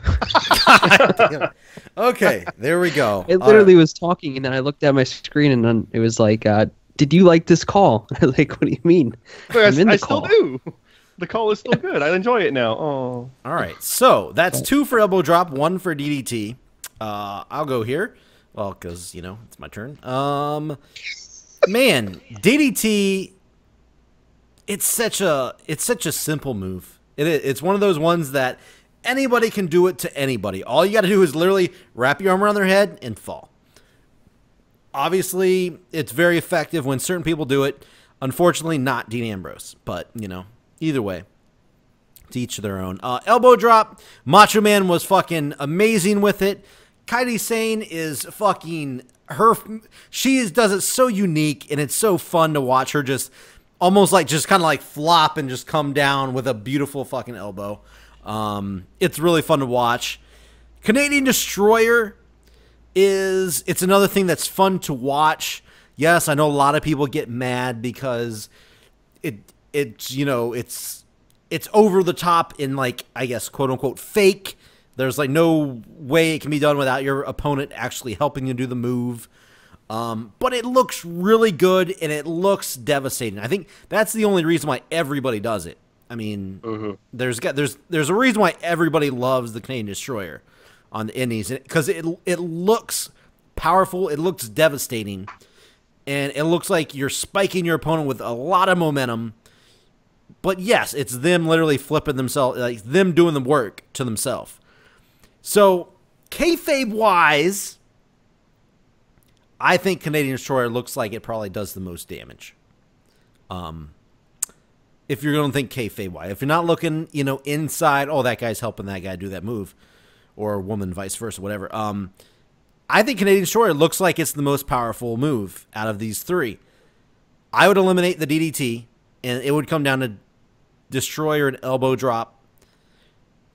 I'm going to pick Canadian Destroyer. I'm going to go Canadian Destroyer based off of, if you're in a kayfabe world and just watching it happen and you're not caught up in, oh, that guy is just, it's bullshit, he's helping him do that. It looks crazy. I'd argue that move breaks kayfabe. It does look nice and smooth when it happens. It's like that. It's a cool visual to see happen. But I don't find any way to believe it happens without participation. Yeah. I see what you mean. I see what you mean, but I'm still sticking with it. In the end, I guess it doesn't matter, but I'm still gonna go with it. It's no less so that, like, the whole fact of the ankle lock requires the other guy to scream about it. We know there's that, but literally when the Canadian Destroyer is there, he's jumping and requiring the other guy to do a thing. It's like there's no way that he can jump and make that momentum legitimately happen. That's how people don't work that way. Is how I look at it, right? True. That's I can see that's how I see it. It's tough. I mean, I really enjoy the elbow drop, and I think it's a very great finisher, and if done right. But if I see a guy flipping over and spiking on his head, it seems a little more devastating than a guy jumping off the top rope or girl and like dropping their elbow across their chest. But that's just me. Either way, my vote still gets outvoted. Elbow drop does win 2-1 to 1. I'm okay with Destroyer, that. DDT, both each had 1 point. Elbow drop advances to the next round. Guys, let's do round number 2. Over on the left side of the bracket, we got in the first match in the second round, the Frog Splash versus the Crossface. Two very, very different finishers here. Wow, I think this could be tough because you're talking about two drastically different things. And let's go to Peanut because that's what he does. Let's start us off here. Well, I gotta hurry up just in case I drop out again and keep talking. Okay. Actually, I'm going to pay attention to the screen. I think I went with Ankle Lock last time. Yes. But Frog Splash was a close third. Oh my God! You fucking just kidding. Troll. It was a close second. I forget what I said about it, but I know I mentioned it later on. Crossface. I don't know. I never really liked it. I mean, there's some cool visuals that you think of. WrestleMania, bloody Triple H, tapping out. Benoit celebrates with his family. God damn. But You almost snuck that in with no notice, too. Yeah. The Frog Splash is a cool one that, like Seth Rollins does it now, and it's never been overdone. At least I don't think. Like, if someone does it, Seth Rollins does it for like a transitional move now, kind of. Not transitional, but doesn't really set anything up, but it doesn't finish anybody. But the RVD and Eddie Guerrero Frog Splash was awesome. They hold up. They're very different. And it's such a simple move that I'm going to go with Frog Splash because it's fun. All right, that's one for Frog Splash. Scott, what you going with here? This is tough because I picked both, so it's kind of interesting to see here. The Frog Splash, like I said, I love the 5-star specifically, but like Eddie made it great, and D'Lo's was fun and all that. And the Crossface, I always really liked, obviously, as I mentioned, because I almost, without any irony, said it's a killer submission. I wasn't even thinking. Oh my God. I really legitimately almost said it that way, but it's like you're gonna lose when it's in, and you try to avoid it, and it's desperation, and yeah. But the Frog Splash is this super high impact and great. I'm going with Crossface because it was almost more like my reasoning here is it was more reliable in a sense. Like the Frog Splash was always cool when it happened, but the Crossface just when you see the guy yelling at him, screaming to tap, Benoit was great. That was like tap, like yelling at him. Yeah, it was more drama involved, I feel, with the Crossface, so I'm going with the Crossface. And you know what's funny about the Crossface? Benoit always looked like, on his face, he was in just as much pain as his opponent. Like, he always had that crazy, look on his face. I was going to say that with the Sharpshooter with Brett. He looked like he was working hard at it. Rock is like, but Brett's like, come on, fucker, tap. Yeah. And Benoit was always the same way. He's like, I'm working hard at this. And that just made it better because it's like, oh, this position's going to hurt. Let me crank it. Yeah. And it always looked a bit better. So I like that part of it, too. So, yeah. All right. I'll save Lee for the final there so he can have some fun. Man, so many good Frog Splashes over the years. And when you think about it, Crossfaces, not many people have used it as their finishers lately. I mean, yeah, people use it. Like Triple H has used it. A couple other people use it. I guess most notably, as we kind of mentioned, like Daniel Bryan with the yes lock, the no lock, LaBelle, whatever you want to call it. It is a little slight variation, but as far as finishers recently, man, not many Frog Splashes either. Have there been? Both of these moves I feel have kind of fell by the wayside besides Daniel Bryan, right? Like who uses the Frog Splash right now? Seth Rollins. Not as a finisher though. Seth Rollins. Not as a finisher. He does finisher. Use it. I can't think of anybody off the top of my head that uses. No one does. I don't. No one on the major scene anyway. Yeah. Not that I know of. So that's interesting. I didn't even think about that. So I guess if you think about it, Crossface is the only one of these two that actually is used right now, kind of with Bryan. But yeah, kind of what I said earlier and kind of what Scott was saying. There's always more drama involved, I feel, with the Crossface. It isn't, I guess, as flashy, but it shows more of like that struggle, and I'm more about like the usually realism, besides, you know, Canadian Destroyer, which kind of contradicts exactly what I just said. But I'm gonna go Crossface as well. I've always been more a fan of like a struggle finish as opposed to just, okay, he just flew up, hit the move, that's a 1, 2, 3, over. There's been a lot of beautiful frog splashes, really great, like 5-star, all those. Again, I prefer Delos, but yeah, I'm gonna go frog. I'm gonna go Crossface. So Lee, we gonna have a tie or are we gonna have a win? Up to you. Oh man. Again, frog splash. Tough. Yeah, it is a hard one. There's part of me that kind of wants the Crossface to go all the way to the fucking finals and win, just because it would be kind of a sick joke. I don't want it for a sick joke, but I'm. Yeah, well, it would work both as a sick joke, and it just legit has a good chance of being in the finals, I think. It does. It actually does. I think all 8 of these are very strong. Mm-hmm. Because I think if anything, like, you're right. It is kind of, both of these moves are kind of moves that have sort of fallen by the wayside a little bit in the last couple of years. Guys, but I think timeout. I think this is hilarious. I sorry to cut you off, but as we're recording this, Raw is on in the background. I know we don't like to date stuff. Hold the phone. I know. At the main event just ended with a frog splash. I swear to God. Who's in it? Seth Rollins? No, it was Kevin Owens just pinned Elias with a frog splash finisher. Okay. Now, sorry, I don't like dating these, obviously, but that just happened. Sorry to cut you off. Go for it, Lee. But that's just kind of, it's on the spot. Kevin Owens and Elias was the fucking main event. Well, and Bobby Lashley as a triple threat. It was a qualifier for Money in the Bank. Yeah. Oh my God. Yeah, we like to date things, but yeah. Anyway. Oh fuck the WWE. So I don't know if that helps you out for your frog splash, but it just ended Raw, and I just mentioned how it wasn't a finisher anymore. So anyway, keep going. Oh God. You know what? I'm just gonna say Crossface because you saying Kevin Owens doing a fucking frog splash kind of turned me on it. So fuck that. I'm going Crossface. That wasn't the intention. I'm sorry. I had to bring that up. It was too good. You were legitimizing it, and yet, yeah. Yeah, I had to bring it up. But okay, that means Crossface will advance 3-1 over the Frog Splash.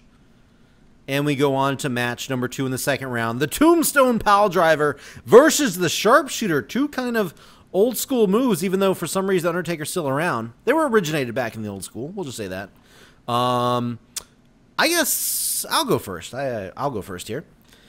I don't think I voted for the Tombstone Piledriver. Yeah, I voted for Powerbomb because of the finisher. As I said earlier, very good finisher when done right, but wrong camera angles.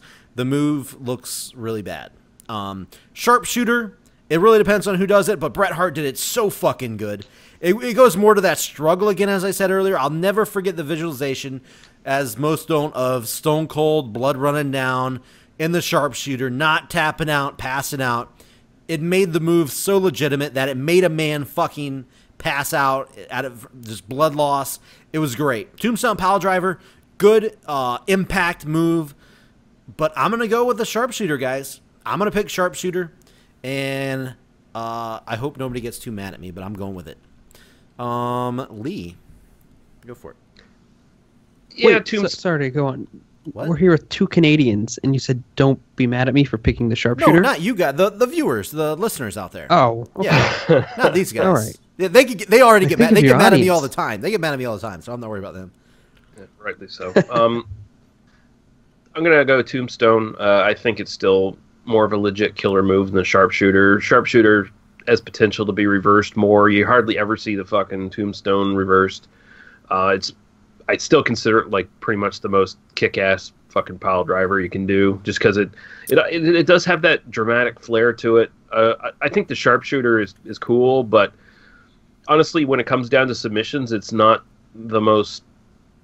It's weird to say it this way. It's not the most pretty one. Like it's kind of just a variation on the Texas Cloverleaf to a certain degree, and it's all right. But pile driver just looks devastating to me, and that's what I'm going to go for. All right. That's 1 Tombstone, 1 Sharpshooter. Scott. I hate you. Well, I didn't save you. I didn't save you for last. I figured last is the hardest one, so we'll give it to Peanut. Yeah. Literally my two favorites, Brett and Undertaker. Yeah. So this is like, this is fun, fuck. Man. This is fun for you. And it's probably my favorite Impact move and my favorite submission. Fuck. I don't even know. Like, there's no thoughts in my head right now. I'm not even talking. It's like the Tombstone. Yeah, it's been the devastating move, like Lee said. The Sharpshooter, when done right, is fantastic.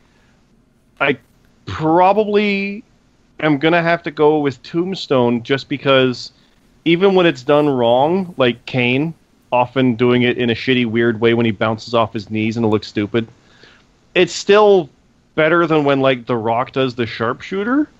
So I'm weirdly basing my vote on how more fucked up it can look by guys doing it wrong than the legit ones. Which, if I was doing that, I'd go Sharpshooter all the way, because Brett's he made it perfect. That's what I did.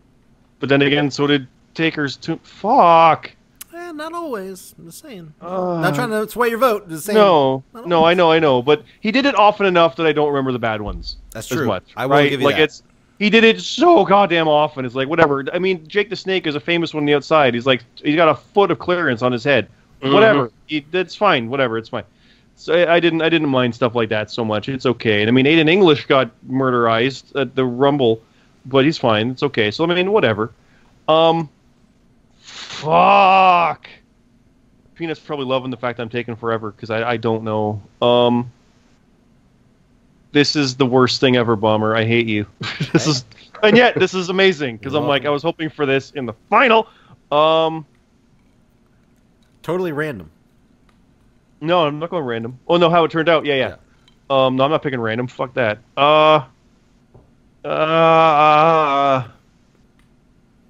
I'll regret either that I don't pick. I'm gonna go with Sharpshooter.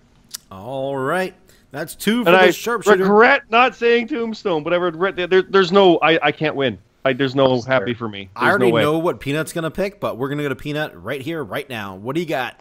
Oh man, I would love to hear. What do you think I'm gonna pick? Nope, I'm not gonna ruin it because I feel like I'll sway your vote to go either way with what I say. So, well, my thing is gonna say I think people may or may not be mad. Well, they probably won't because I'm the favorite. No, everybody loves me. I'm actually gonna create a PO box and getting so much fan mail that I can't handle it. I figured we got Sharpshooter Tombstone here. Peanut turns it about himself. I figured that would happen. Back to my original point of why everyone's going to like me for this, that I don't have a good reason for picking either. They're both fine. I didn't pick either of these to move on. And I know this is funny because Scott had such a tough time. That for one reason, but not for the other. In the final vote here, it's 2-1. Oh no! I don't care enough to that I want to make one move on. I'm going to leave it up to science. I knew it! So you're picking the Tombstone Pile Driver. Yes. You fucker. All right, so that means you would have picked Sharpshooter. I hate you. All right, so I thought Peanut was gonna pick the Pile Driver because he's a huge Undertaker fan. So no, he was gonna pick whatever I didn't because he wanted the coin flip. Oh, well, he's a troll. So, that's you know what? Right. I'm okay. The gods will decide. So we're going to go to the coin toss. We have 2 votes for Tombstone, 2 votes for Sharpshooter. Oh, Peanut, I hate you, but I love you. Here we go. The coin is flipping on justflipacoin.com. You know, maybe one day they'll sponsor us. But Lee, call it when you're ready. Heads. Man, you are not on it today. Holy Tails, fuck, it is. Tails, it is. Who won? Did I win? You did not win. Sharpshooter gets the advance over the Tombstone Pile Driver. That kills the joke I was going to make later on because it was going to be like, well, I can't let fucking Benoit's Crossface win, but I could let his Tombstone Pile Driver go by. Wow, so that's going to set up Crossface versus Sharpshooter in the next round. Lee, the joke was going to be which dead man wins. Oh, Jesus. Oh, nice. So Moving on, we're still in the second round. We got, this is a big one here. Fuck! The RKO versus the Stone Cold Stunner. Just because we don't want Peanut to fuck anything else up, Peanut, you're going to go first. I like this one. Good. And I can't. Yep. Who you got? They're both similar. They are both indeed. They have that out of nowhere, or you can kind of set it up, or you can set it up to be out of nowhere, which doesn't make sense. But, that's TV for you.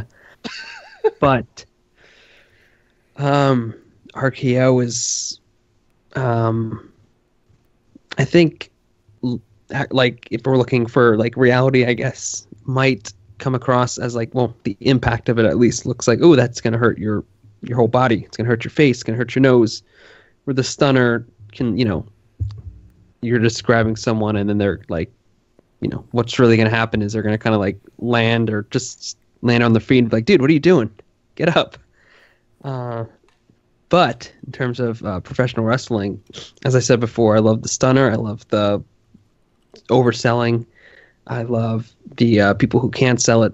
So I got to go with the Stone Cold Stunner to move on and potentially be in the finals and win this whole tournament. Okay, that's one for Stone Cold Stunner. Which means I would win. No. Yes. Here we go. I'll go next. Obviously both of these moves, like at the end of the day, we're talking when Randy Orton's done, obviously Stone Cold's already done. Both of these finishers are always going to be labeled as some of the best finishers ever. So that's very fitting that they made it to the final 8. Both of them are very good.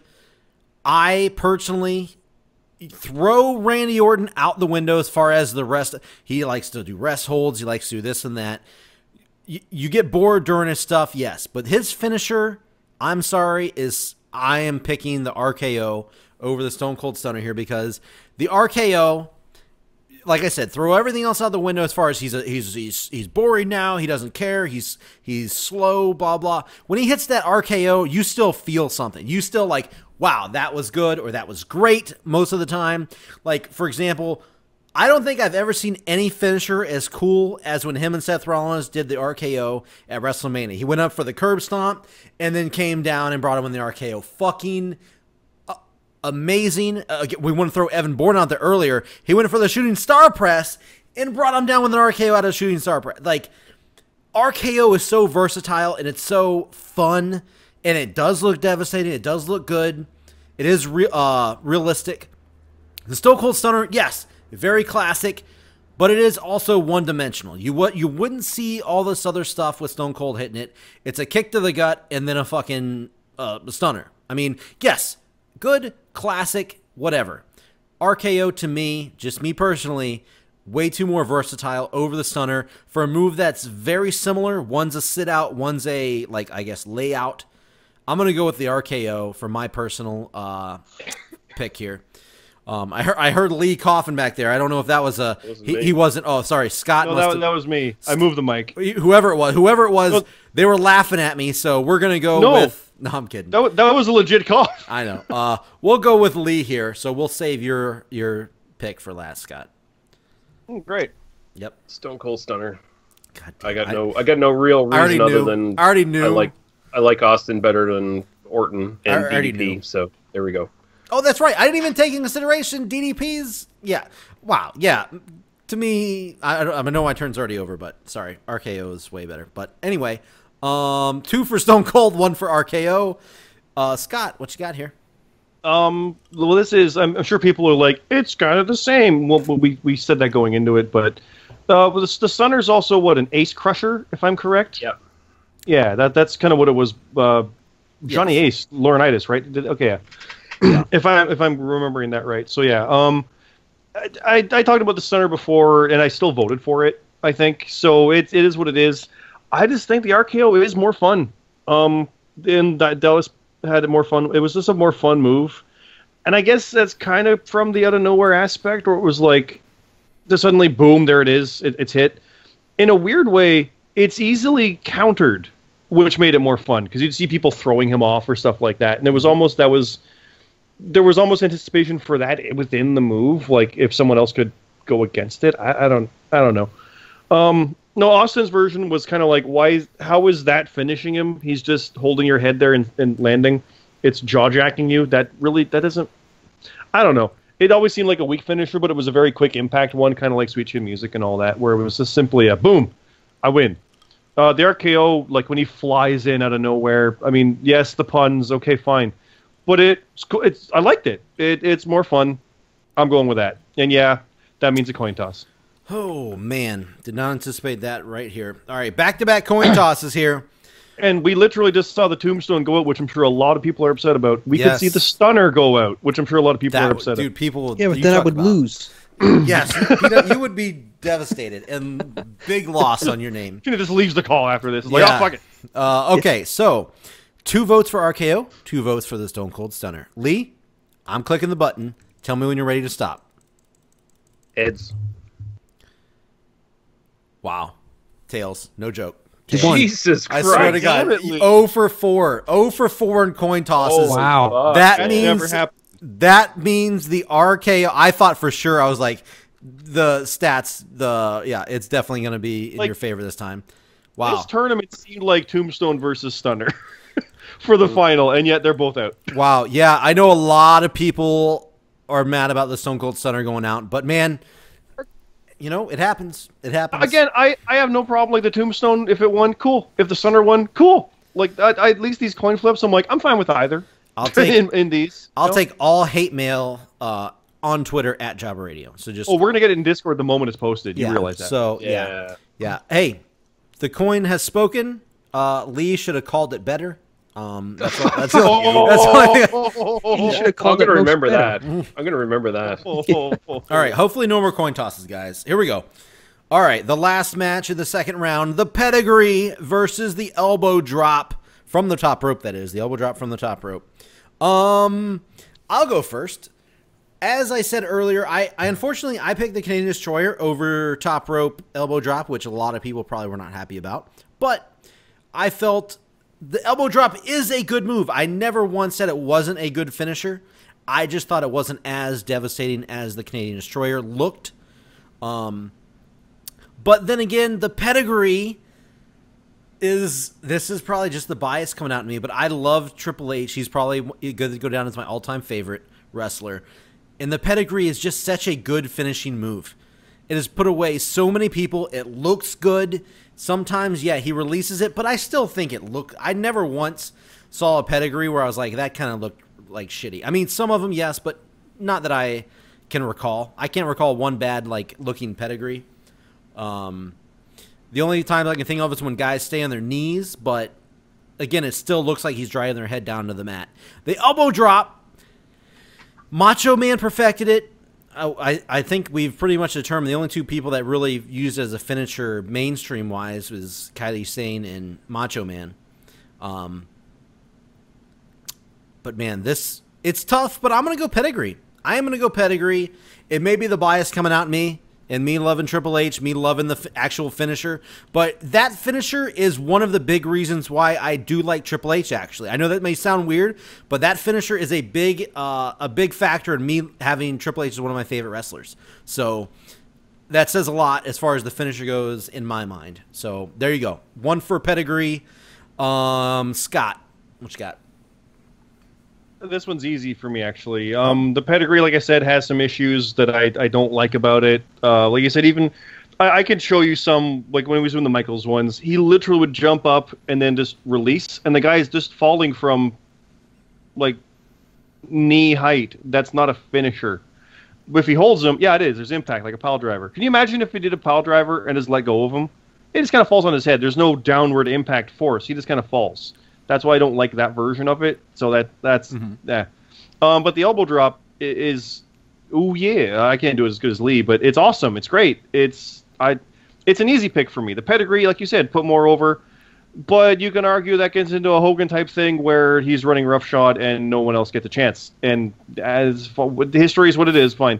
But I love the elbow drop. It was always like the elbow drop was so cool that even when at WrestleMania 4, when he hit DiBiase, the heel commentator is badmouthing Savage and goes, "Whoa!" when he's super impressed by the elbow drop. It's so good, the bad guys liked it.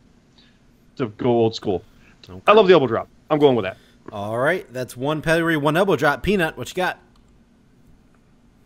I said last time that I don't care too much about the pedigree.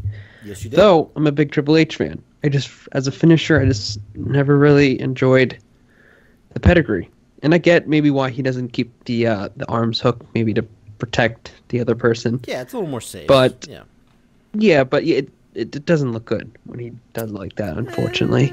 /fortunately. No, you're wrong, but it's okay. It's all good. Whoa. No, My turn. Discord, it is your turn. It is your turn. Discord asked if you've said that yet. What? That's if I said what? This is your opinion, but you're wrong. Oh, I never wrong. once. I was just kidding with Peanut. He Has knows Bomber that. done the whole "I understand your opinion, but you're wrong" statement? That was. I have not. That was 24 minutes ago. Is when he wrote that. No, Peanut. You can continue. Let the people know, Scott. But yeah, elbow drop. Though I don't think I'm going to be pushing either of these through to the next round. Spoiler. Peanut with the spoilers. All right, Lee, what you got here? Okay, let's look at the reality of the situation, yeah. Okay, Triple H, you're a big man, yeah. You got yourself your pedigree. You got Stephanie McMahon as your wife, your successor to the WWE when the old man kicks off, yeah. But here's one thing that you don't have over the Macho Man Randy Savage.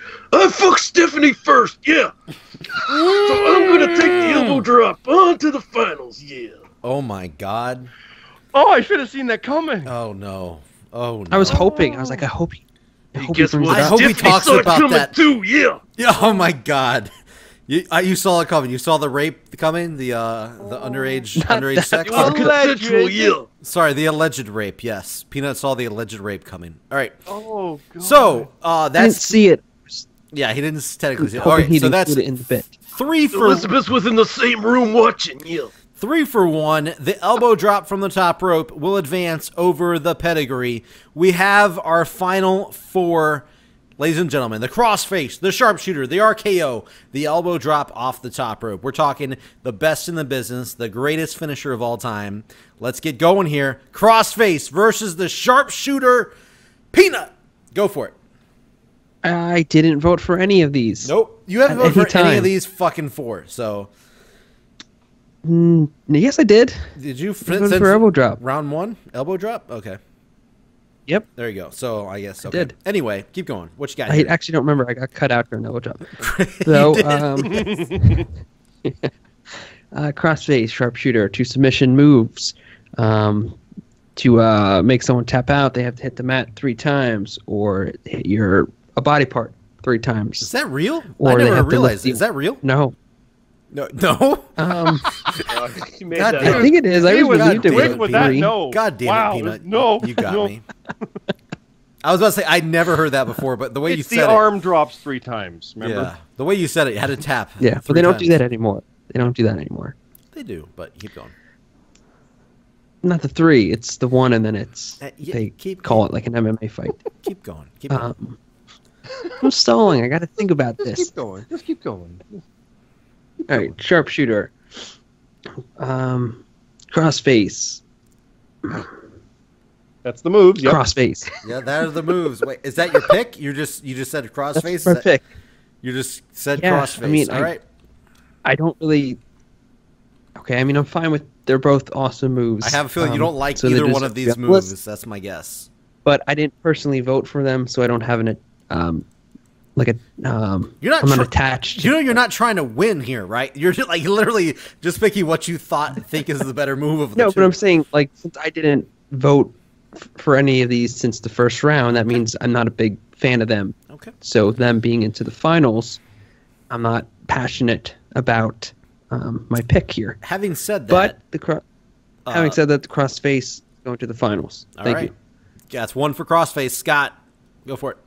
So these are probably my 2 favorite submission moves. There you go. Because I do love me that crossface. Oh yeah. So, the hitman with his sharpshooter versus the guy who actually did kill someone with his. See, I still got there. Oh, I'm stalling with death jokes. That's great. Yeah. At Jobber Radio on Twitter. Perfect. That's branding right there.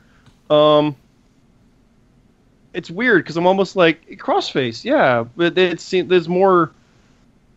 It's more dramatic than the Sharpshooter, but I'm going Sharpshooter. The Crossface, really by rights, is almost it's more effective, but that's simply because, I mean, only Italia uses Sharpshooter now. That's true. The Crossface has variations now, so I think that might be coloring my opinion of it. So I'm going with my pure emotion of the Sharpshooter. That's that's understandable. It. I mean, hey, yeah, like right now when you look at it, you got, as far as Crossfaces go, you got Daniel Bryan, and then Sharpshooter you got Natalia. So they both are being used right now, even though Daniel Bryan like just came back, but still. Anyway, Lee, what you got? I already know what you're gonna pick. I feel, but what you got? Yeah. I mean, I love Bret Hart, and I love the Sharpshooter as a sort of classic hold, but Crossface is just on a different level for me. So I got to go Crossface. We're potentially sending a killer to the fucking the winner here. Yeah. All right. Yeah, because it is the crippler Crossface we're all thinking of every time, right? Oh, like, yeah. No, yeah, sure, Daniel Bryan does it, but it is fucking Benoit's Crossface, like, for the record. When I We've visualize... not been saying it, but we have been saying it. It's the crippler Crossface. Yes, when I visualize Crossface, yes. Yep. There's Backlund's Crossface Chicken Wing for crying out loud. No, it's the crippler Crossface. Mm-hmm. Yeah, the most famous in my eyes as well. Yeah, crippler Crossface.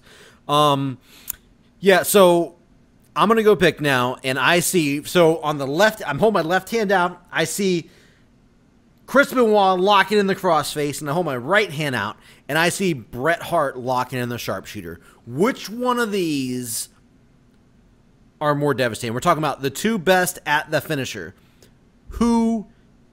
Which move is better? One working on the face and the arm, the other working on, well, the arm's kind of more just trapped. The other working on the legs and the back. Guys, I'm going Crossface. I'm going Crossface. I feel that was the more devastating and dramatic looking finisher of the two. Both of them, in their own right, classics, both great finishers. But I'm going to pick Crossface. I think it visually looked more devastating, more appealing. Yeah, I think it's just the intensity, too, that Chris Benoit brought when he locked in that Crossface on his family. No, I'm kidding. But no, when he literally locked the Crossface in, he brought the intensity. I know Bret Hart did too. But man, Benoit was on, like Lee said, kind of it's on another level, man. The Crossface was really fucking good. Yeah, I'm okay with that. Yeah, I mean, both are good. Not like the Sharpshooter was bad, but look at their matches. And when the Sharpshooter's in, you're like, oh no, he's gonna tap like everybody else. When the Crossface is in, it's like, oh god, he's in the Crossface. There was just more immediacy to it. There was, because that's like, I'm gonna wrench your legs and make it so painful to tap. The Crossface, I'm gonna rip at your neck, your fucking head. Like, it was just more immediate. So I'm cool with that one. I'm okay with that. Both finishers. In the nose. Yeah, when he like would wrench it on the face and the back of the hand on the nose. Yeah, it was cool as shit. Both finishers have very memorable actual finishes. I mean, Triple H tapping out of WrestleMania to me was a fucking shock. I was blown when I was watching. I was, again, huge Triple H fan. I was like devastated. I was like, no! I was screaming. I swear to God, I was screaming when that happened. And then you look on the other side, Sharpshooter with Stone Cold tapping out. Extremely memorable finishes with both of these finishers. So didn't tap. That's the thing. He didn't even tap. He just passed out to the pain. So I saw the Crossface. I was watching the pay-per-view for Mania 20, and I lost my shit when he went to Crossface. I was like, holy fuck, yes! Nobody thought, I don't think anybody thought that was the outcome that they thought was going to happen. I didn't think it would, but I wanted it. And when it happened, oh, God, yeah. Yeah, it was good. And, hey, look, it was two Canadians going head-to-head, so look at that. Damn right. Yeah, the Canadian love there. So, who is going to face the Crossface, or I should say, what is going to face Crossface in the final round? We got the RKO versus the top rope elbow drop. Peanut, start it off here for us, since we already know who you're going to pick. So you already kind of hinted at what you're going to pick here, so go for it. Did I? Yeah, when you said, I'm going to pick this, but it's not going to advance for me. Spoiler. Oh, wait, I remember. Totally, yeah. Remember that? Yeah. Spoiler, RKO. Yeah, so I already said that. Might as well, yeah. Yeah, it's a cool move. I kind of, went through why I think it's a fun move, though I did pick the Stone Cold Stunner, so I lost when that got knocked out, but I'm on the bandwagon for the RKO, so I'm hoping to win here. Let's go. All right, one for RKO. Scott? This one is a tough one too. Like I said, the RKO is a cool, fun move when it happens, but Macho's elbow was just so good. I don't know. Is it the suddenness of the RKO and the Diamond Cutter, kind of like can he hit it, versus that setup of what will be the victory of the elbow drop?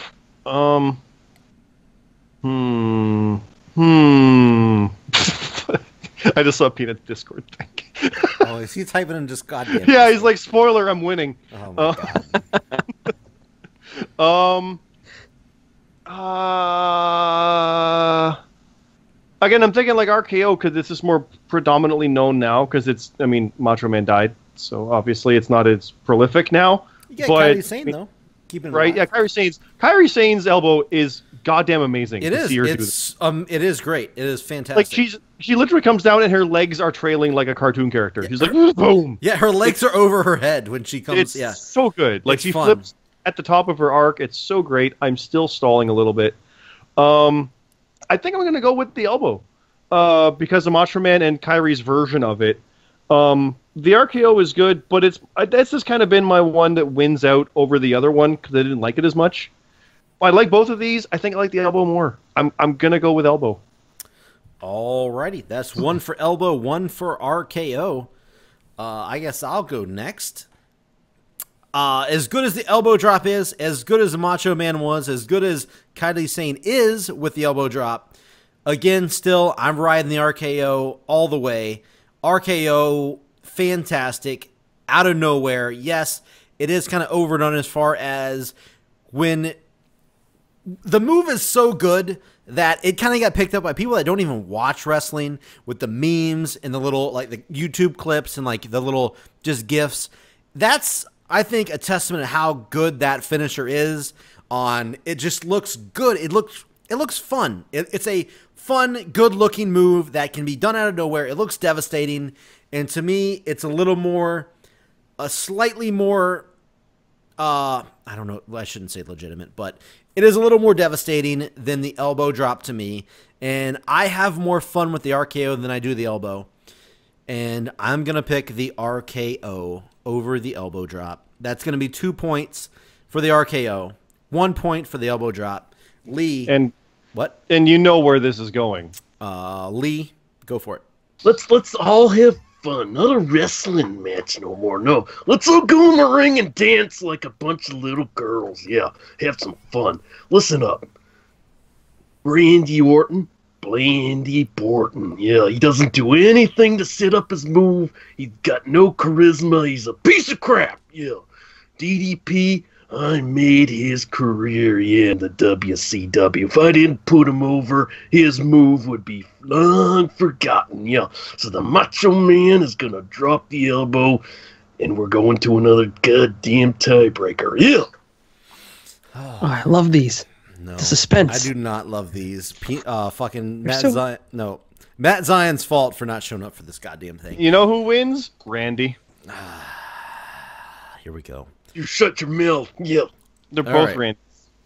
They are both Randy. You're 100% right. I shouldn't have had to explain that. Randy will advance no matter what here. But which one will it be? All right. 2 for RKO. 2 for the elbow drop off the top rope. Lee? He's 0 for 4. Oh, Lee, this is it. This is it. What's it going to be? Let me know when to stop. Heads. You're not going to believe this. Fuck! It's tails. I swear to God. Fucking Christ! You gotta be kidding me. I swear. I promise to you, it is tails. You went heads the whole time. He went heads the whole time. It was tails every time. Oh my fucking Christ! 0 for 5. Ladies and gentlemen, the RKO will advance to the finals.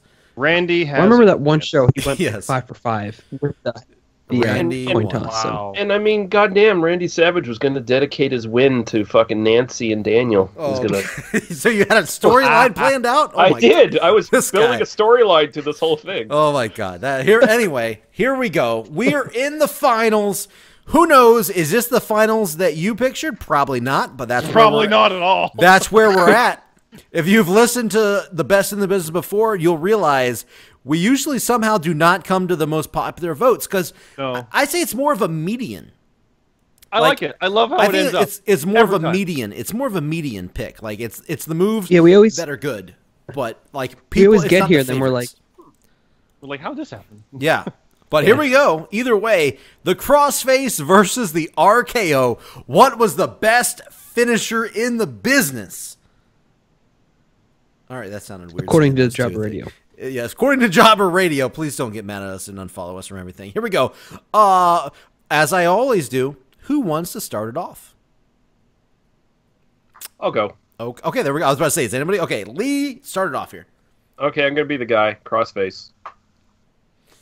All right, I had a feeling you were going to go for that. Just want to say. So that's one for the Crossface over the RKO.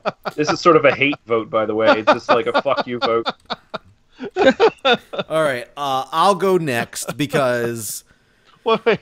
I really wanted to go. okay, if you want to go, you can go. Go for it. I was going to do the exact same thing. A hate vote? No, but be like, Crossface, done. I was going to say that exact thing. No, okay. Are you picking Crossface? Yes, legitimately. I was like, Crossface, I'm done. I was just like, yeah, it's Crossface, obviously. I was literally going to say that exact thing. Like, I don't want to be the guy. Fucking Lee stole my thing. If Rab was there, I'd be like, no, I just voted twice. What are you doing? Yeah. All God. right. So that's 2 for the Crossface. But just to get it out of there. Yeah. Okay, now the actual discussion can happen. 0 for the RKO. You know what? I don't want to let Peanut fuck this up. Peanut, what are you going with? I'll let Wait a Peanut minute. go. Peanut, you go. In theory, here, You're how just could I trying. mess this up? Trust me. I know. God damn it. Go. Oh. I know the way you Well. fucking roll. Give me your pick. Okay. The Crossface, when I think about it, has that one. Well, it's an awesome move, awesome finisher. Has that one iconic moment, WrestleMania, when Triple H is in the Crossface, he's bleeding, rolls through. Wait a minute, he's in the center of the ring now. Boom, boom, tap out. That's an awesome moment. The RKO really doesn't have, at least that I can think of, where my it's God. like, You're about to what an fucking awesome. lie. You're Well, about to besides lie. maybe. You're about to lie so hard. Besides the RKO into the shooting star press, which I thought looked bad. Like everyone was like, "Oh, it's so awesome." I mean, yeah, it's cool, but it didn't actually look good. Like I saw it, and it's like it was like he like patted him on Evan Bourne on the head when he was coming down. He's like, "Oh, good job, Evan." With that being said, I'm going to throw my vote towards the RKO because it is an iconic move. As Bomber laid out, everyone knows it. I mean, you'll hear kids that don't know anything about wrestling being like, RKO out of nowhere. They don't know really what it means. They just seen it on a meme. Super popular. I think it's a cool move. Really, like the RKO versus Stone Cold Stunner matchup that we had, that was like the toughest one for me because I think both of them would have been worthy of winning. So I'm going to give my vote to the RKO, which I know what Bomber's going to vote for. So, all right, here we go. That's 1 for RKO, 2 for the Crossface. I have voted for both of these the entire way through. Just want to point that out. As you go through on the Excel doc. Yep. As I look at them, yep, I picked both of these all the way through. I don't know if I initially thought this would be the finals, but I did think RKO would go far. Crossface is surprising to me that it's this far in the bracket. I think most people, when they look at the left side, they probably think Tombstone, maybe Sweet Chin Music, maybe Frog Splash. But Crossface is probably surprising. And is winning right now, which is also surprising. Oh, man. It has a lot of drama, as we talked about. A lot of memorable moments. It looks a very effective submission finisher. I think very deserving of the best submission finisher on this list, probably obviously in general. But man, that RKO. I am not the biggest Randy Orton fan. I do think he is a good wrestler. I know his charisma as of late, the past, 10 years, maybe isn't that memorable.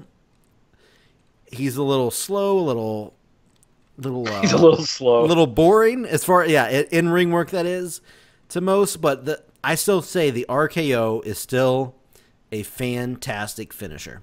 Oh, you piece of shit.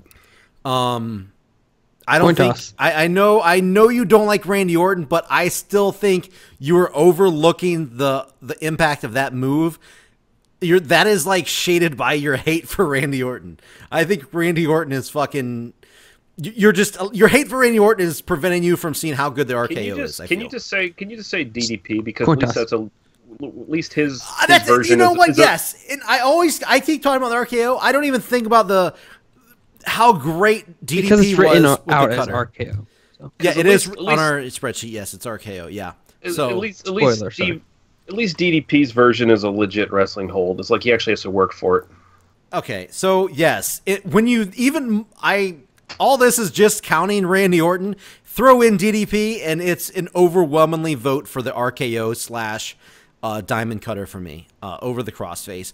Even though I thoroughly do like the Crossface, I'm going RKO. That means it's 2-2. Everybody that's mad with the coin tosses, at Matt Zion. I think it's WE maybe or something. I don't know what his Twitter is. I think it's Matt Zion WE. Matt Zion we. Either way, talk to him. But we're at another coin toss. None of you are more mad than I am right now. Yes. So here we go. It's all in I think this is only the second time this has happened that we've finished the show on a coin toss. So go ahead, Lee. Are you ready? Yep. All right. Do you go with tails or do you betray yourself? He's 0 for 5. We're gonna find out. I'm clicking it. Go for it. What do you got? Let me know when you're ready. It's heads. Fucking Christ. It's heads. Jesus, about time. It's heads. Ladies and gentlemen. Perfect timing. Ladies and gentlemen, the Crossface wins the Jobber Radio Best in the Business, best finisher of all time. It was a submission. Wow. Nobody thought that was going to happen. I don't think anybody called that right off the bat. I guarantee you nobody picked that. I thought the Swanton bomb was going to knock it out. Fuck you. And then it didn't. Until we start talking. I legit think people were thinking rock bottom, even though it's not. Stunner, Tombstone. Rock bottom didn't even make 24, yeah. That's what I mean. People were thinking those, obviously. And then when you really get down to it, Hogan leg drop and stuff. And then, yeah. Yeah, I think a lot of people think those because of the popular wrestler. But when you think more in depth on the moves, I think they get outweighed. Well, we have a winner, which is the only move to have potentially actually killed someone. Oh, my God. Ooh. Yeah. So, I mean, I would be a lot more satisfied if I won. But I couldn't keep a straight face on that. So people have probably died from tombstones. Probably. They probably got them. Yeah. So, ladies and gentlemen, I hope you enjoyed it. I hope you are like, you sons of bitches, you're glorifying Chris Benoit. Not really, just his finisher. But, So, the Crossface wins over the RKO in the finals. We hope you enjoyed. We'll see you on the next one. It may be a poll. It may not. Follow us on Twitter at Jobber Radio. We'll see what happens. Until next time, go back and listen to our other Best in the Businesses because they are just as fun as this one. And we'll see you on the next video / episode if you're listening on iTunes. Goodbye, everybody.